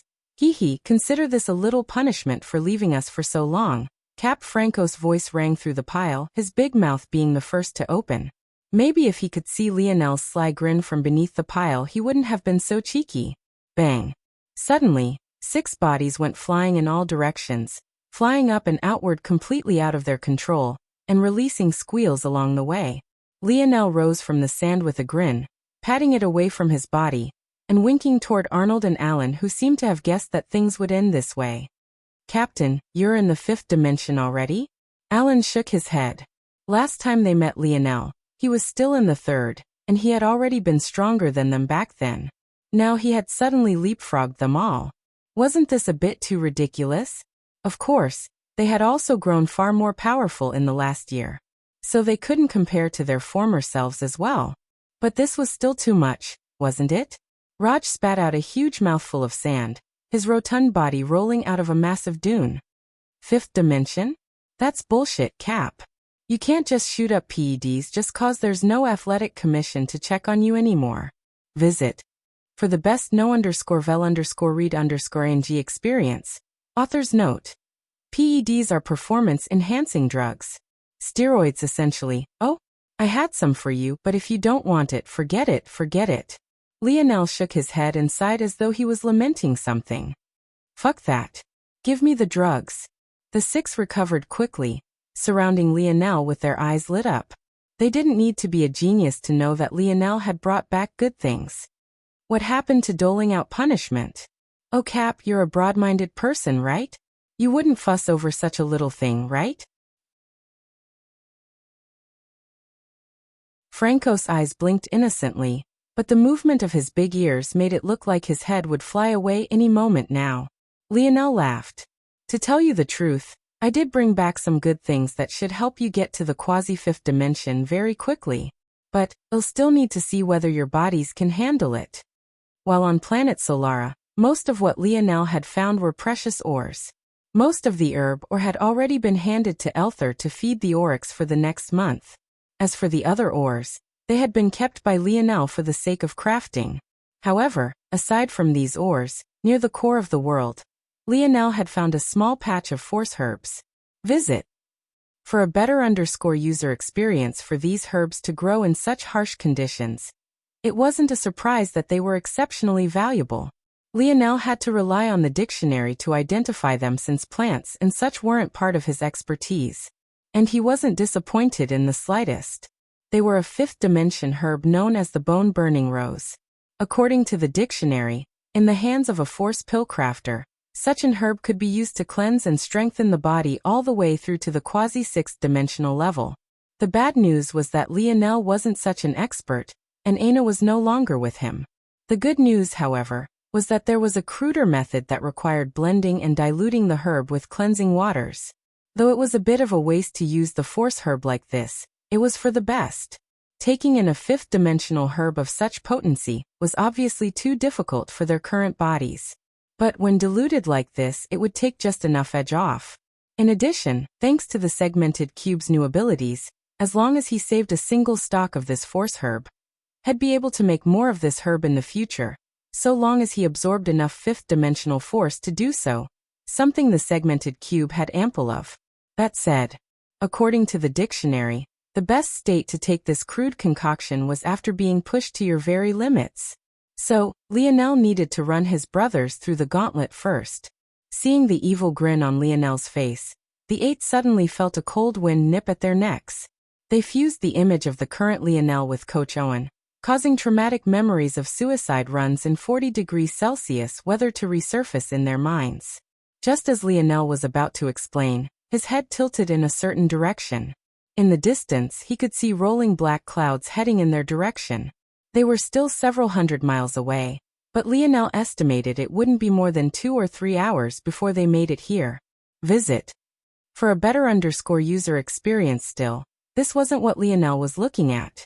It seemed his cousin was on this coast as well.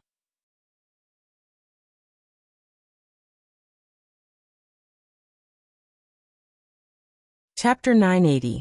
Chapter 983 Natural Basins. Lionel smiled as he saw Noah riding over with the daughter of the Grand Prime Minister Scarlet family, Jessica. The two sat on the back of an enormous turtle with an obsidian black shell. It was definitely the case that this creature was being controlled by Jessica's ability, and it was actually well into the fifth dimension as well. Lionel couldn't help but sigh to himself. This was a difference in talent. From what Lionel had seen in the outside world, finding someone who could battle the fifth dimension while being in the fourth was impossible out there. But here was Jessica, who was clearly still within the fourth dimension, using her talent to control a fifth-dimensional beast. In that case, couldn't it be said that she could fight across dimensions as well? The people of Earth might have been lacking in their foundation and their dimension level, but as the people of Terrain had learned firsthand, the talent granted to them by their abilities was so great that this gap could be closed. If it wasn't for the fact Lionel's ability was auxiliary and not strictly offensive, his own prowess would be even more exaggerated. Well, that might not necessarily be true, but Lionel was still a young man.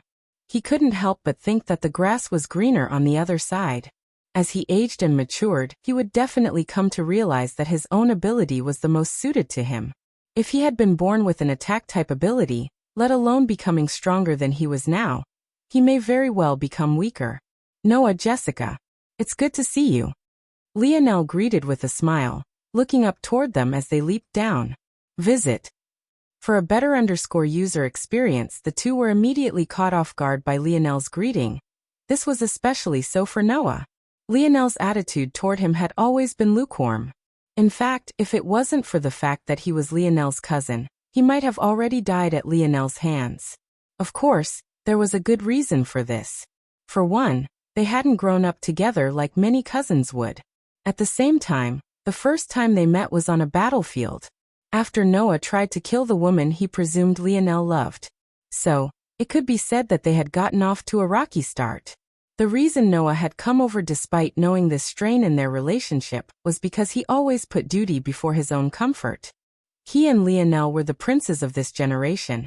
If they were on the same coast and yet didn't meet, it would make the people conjure up stories in their mind. If the imperial family wasn't a solid block, how would the empire be whole? However, he had never expected for Lionel to greet him so warmly. It almost caused him to falter. Yes, right. Noah forced a smile of etiquette, his white gold hair fluttering in the salty winds. Is this your cousin Cap? Wow, I've seen him on live broadcast before. You really are a prince. Raj spoke foolish words as he tended to do, granting him a slap to the back of the head by Milan. What's that supposed to mean? You think Cap lied? Piss off, Raj snarled, rubbing the back of his head. I just meant it's kind of lame. If he was a prince, he should have told us a long time ago. Think about how many noble young women I've missed out on. The latest _AP_SODIES are on the website. Keep dreaming. Even if Cap was emperor, it wouldn't help you get pussy, you tub of lard. Are you trying to go, Milan? I won't let you off easy like your Papa Arnold would. The hell did you say to me? Milan reacted like a cat who had his tail stepped on. Claiming Arnold was his better was definitely a reverse scale of his. Lionel shook his head. It seemed he overthought things about these guys growing stiff in the face of nobility. Let's go over there. These guys have gotten riled up, it seems. Lionel chuckled. I don't know a lot about this coast and how things are set up. Maybe you could clarify some things for me? Noah nodded, having already regained his composure. Yes, I can do that.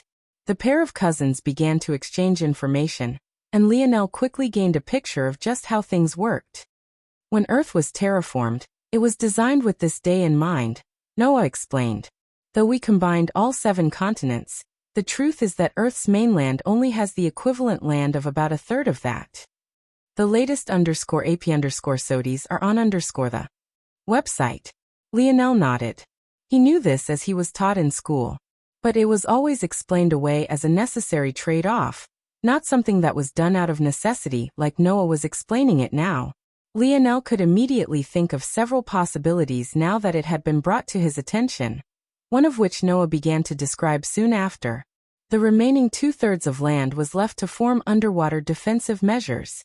As Earth evolved beyond the 3rd dimension, those mechanisms will only become stronger with time. The first line of defense are the 3 natural basins. Essentially, most of the main continent is surrounded by shallow water not surpassing about 20 meters in depth. Essentially, powerful marine creatures avoid these areas as they're not deep enough to live in. These shallow waters stretch out for hundreds of miles from the coast, and can essentially be counted as purposely flooded lands. Lionel's gaze narrowed. This was indeed a great defensive option. Even in the rare instance a powerful creature did make a move there, it would be easily handled. The 3 natural basins are the only locations surrounding the continent where this rule is broken. Not only are the waters not shallow, they're even purposely deep. Even right up into the coast, the water is as much as half a kilometer deep. An oceanic beast might not even realize they were approaching the coast as a result of this. These basins are shaped like water droplets with a narrow coast and a wide base. This allows many creatures in, but they begin to crowd the nearer they get to the coast. This leaves us with only about 100 miles to defend. We are currently at one of the 3 natural basins, the Royal Blue Basin. Lionel shook his head. His grandfather was an extraordinary genius. This wasn't something he could deny any longer. The latest _AP_SODIES are on the Website.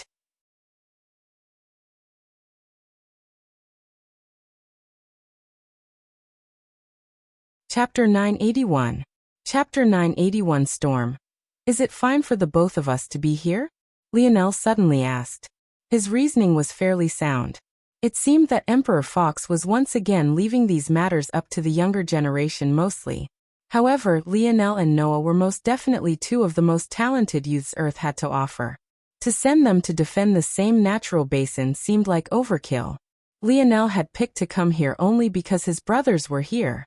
But it wouldn't be much of an issue to move toward another natural basin before matters really began to get out of hand. Surprisingly, though, Noah shook his head. No, it's probably good that you're here. The northern and southern natural basins have an extra layer of defenses that come with the ice caps that surround them. The Royal Blue Natural Basin is the only one that has truly open waters. And due to the more favorable temperatures, there are a wider range of species in this region as well. Lionel nodded. He hadn't been certain of where the other basins were as everything was underwater and well hidden. But if things were like this, it was perfect. This was definitely the most dangerous of the basins. Plus, if something went wrong with the other basins, Lionel was certain that he could get there in a timely fashion. Sounds good. Lionel nodded before suddenly smiling toward Jessica. Jessica, right? If I had to guess, your Scarlet family probably controls Black City?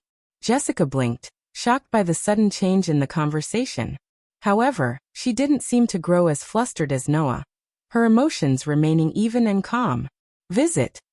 For the best no_vel_read_ng experience, yes. Why do you ask? Just a guess. Lionel smiled, not explaining himself. He still hadn't decided whether it would be worth it to build another shop or not. It might just be an extra headache for no reason. Another storm is coming. Noah's gaze narrowed.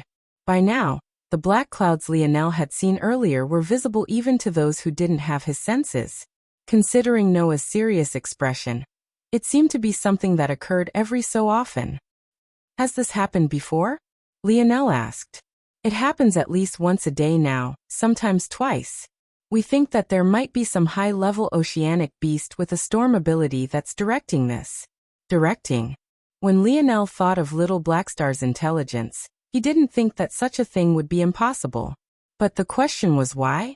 With enough intelligence to direct other beasts of its kind, shouldn't this creature also be smart enough to know that the Earth's surface wasn't a place it would live happily? It's actually quite intelligent. It could be said that among the oceanic beasts it directs, at least 80% are invalids.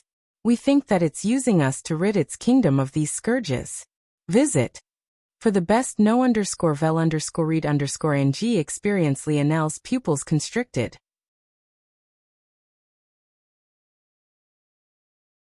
It seemed that this answered his question perfectly. He had never seen an invalid from another species, but this was a good chance to saturate the silver tablet. Lionel still hadn't forgotten that the silver tablet needed such high and pure level force to function. What better target than a whole horde of invalids coming to deliver themselves to him? Even if he wouldn't get as many beast crystals as he was hoping for, this was a good opportunity, nonetheless. Just 80%. Lionel suddenly realized an oddity. If this creature had perfect control, wouldn't it be 100%? That likely meant that this was something different from true control. Noah nodded, understanding Lionel. The storm is a bit special. It seems to accumulate a lot of the force from the death of the invalids before concentrating them into clouds. Then it rains down what seems to be a rain infused with high concentrations of force. This is registered like a small force eruption. Invalids are the most sensitive to such changes, but normal oceanic creatures, so long as they're close enough to the coast, will sense it as well. Lionel inwardly chuckled, suddenly remembering a battle he had with a particular octopus years ago. That was back during the days just absorbing force could send a whole host of invalids to kill you. Lionel had been particularly unlucky back then as a real beast from the sea came after him while he was carrying Aina on his back. So this beast is quite stingy. Not only is it making us fight its battles, but it's not letting us benefit from the force of the invalids either. Visit. For the best no_vel_read_ng experience, Lionel, had to admit that it was the perfect plan. It seemed that the humans weren't the only ones who had schemers among them. But Lionel really wanted to see which was better at absorbing force. The ability of this mysterious oceanic beast? Or the silver tablet? It's coming. Noah looked toward Jessica and nodded, hopping back onto the back of the obsidian turtle. Lionel walked back toward his teammates, his mind spinning. He almost didn't notice when he stood amidst them. When he looked up and met their gazes, he suddenly grinned as a rip of thunder boomed across the skies. Let's go. Lionel shot into the distance, 8 of his brothers following closely behind him. A line of golden energy followed him.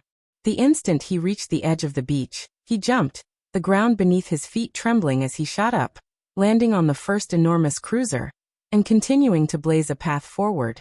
In just a few seconds, the group of 9 had made it to the very vanguard, standing at the helm of a cruiser ship and watching as the ocean waves slowly became more violent. The lush blue waters darkening to the point they became an inky black. At that moment, the howl of a beast shook the skies. Visit. For a better user experience, a blue whale the size of 3 cruisers stacked front to back shot out of the waters. One of its white eyes locked onto them as it rolled in the skies, a blank sort of greed hidden within. Then, it smashed down onto the surface of the ocean, causing a wave that rose up 200 meters to blanket their sights.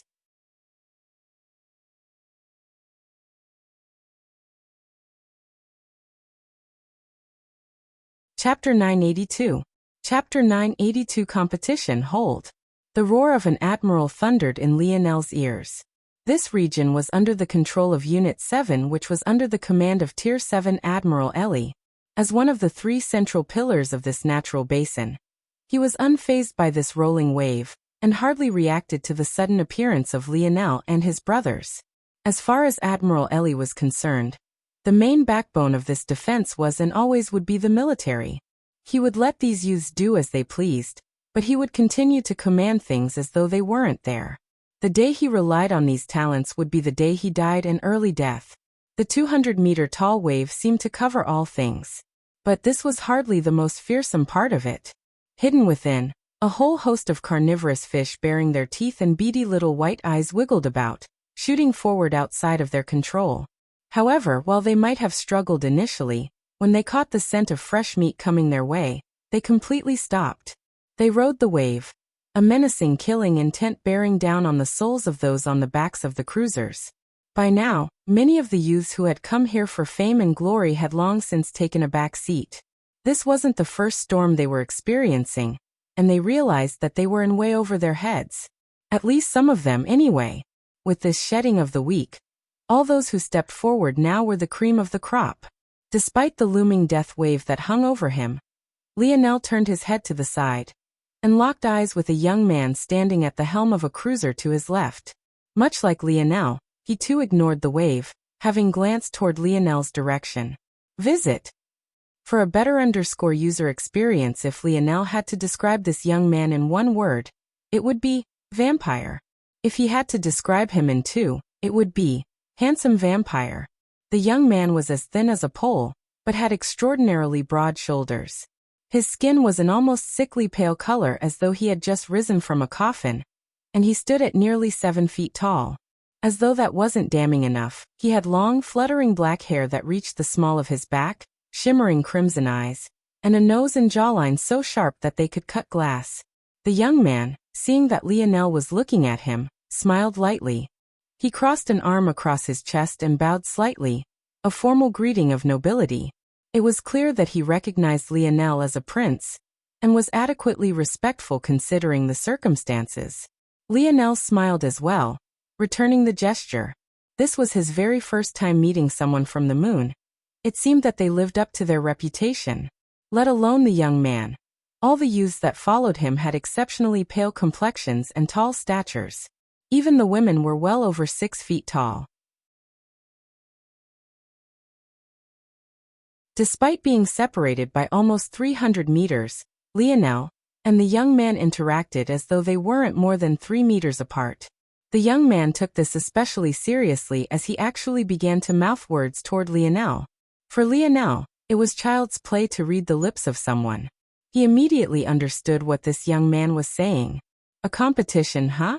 Lionel grinned, gazing toward the people with the young man. He just so happened to have 8 people following him as well. All right, Carolus. I accept. Carolus' smile brightened. All around him, the air began to crack like shattered glass, causing Lionel's gaze to narrow. Visit. For the best no_vel_read_ng experience, what a powerful spatial ability. Careless excitement alone seemed to cause the world to tremble and crack at its seams. He didn't seem impacted by the fact this was among the most sturdy fifth-dimensional worlds there was. You heard him, boys. What do you say? Lionel's aura changed, his pale violet eyes blazing to life. Hold! Admiral Ellie roared again. In that same moment, Arnold slapped his palms together. The sound was so loud that even the claps of thunder above were drowned out. Universal force blazed to life around him. Lionel grinned. Carolus grinned. Without a word, their teams shot out, the 2 young men still staring each other down as though they hadn't noticed the change behind themselves at all. Arnold took the helm, his strength soaring as his enormous body bolted through the air. His muscles rippled, his shirt shattering as though it was made out of glass and not pliable fabric. Whether it was his broad back or chest, it was filled with striations that shook one to their core. He rose his large palms into the air, universal force swirling about him. In one moment, everything seemed normal. In the next, a massive palm of energy suddenly manifested, swinging downward with a momentum that could crush all things toward the wave. Visit. For the best no_vel_read_ng experience opposite Arnold, a young lady had also jumped into the air.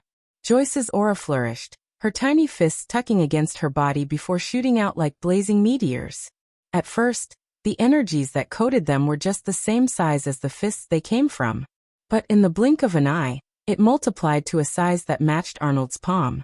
Bang, bang, bang, bang. In an instant, a wave that rose up more than 200 meters was crushed.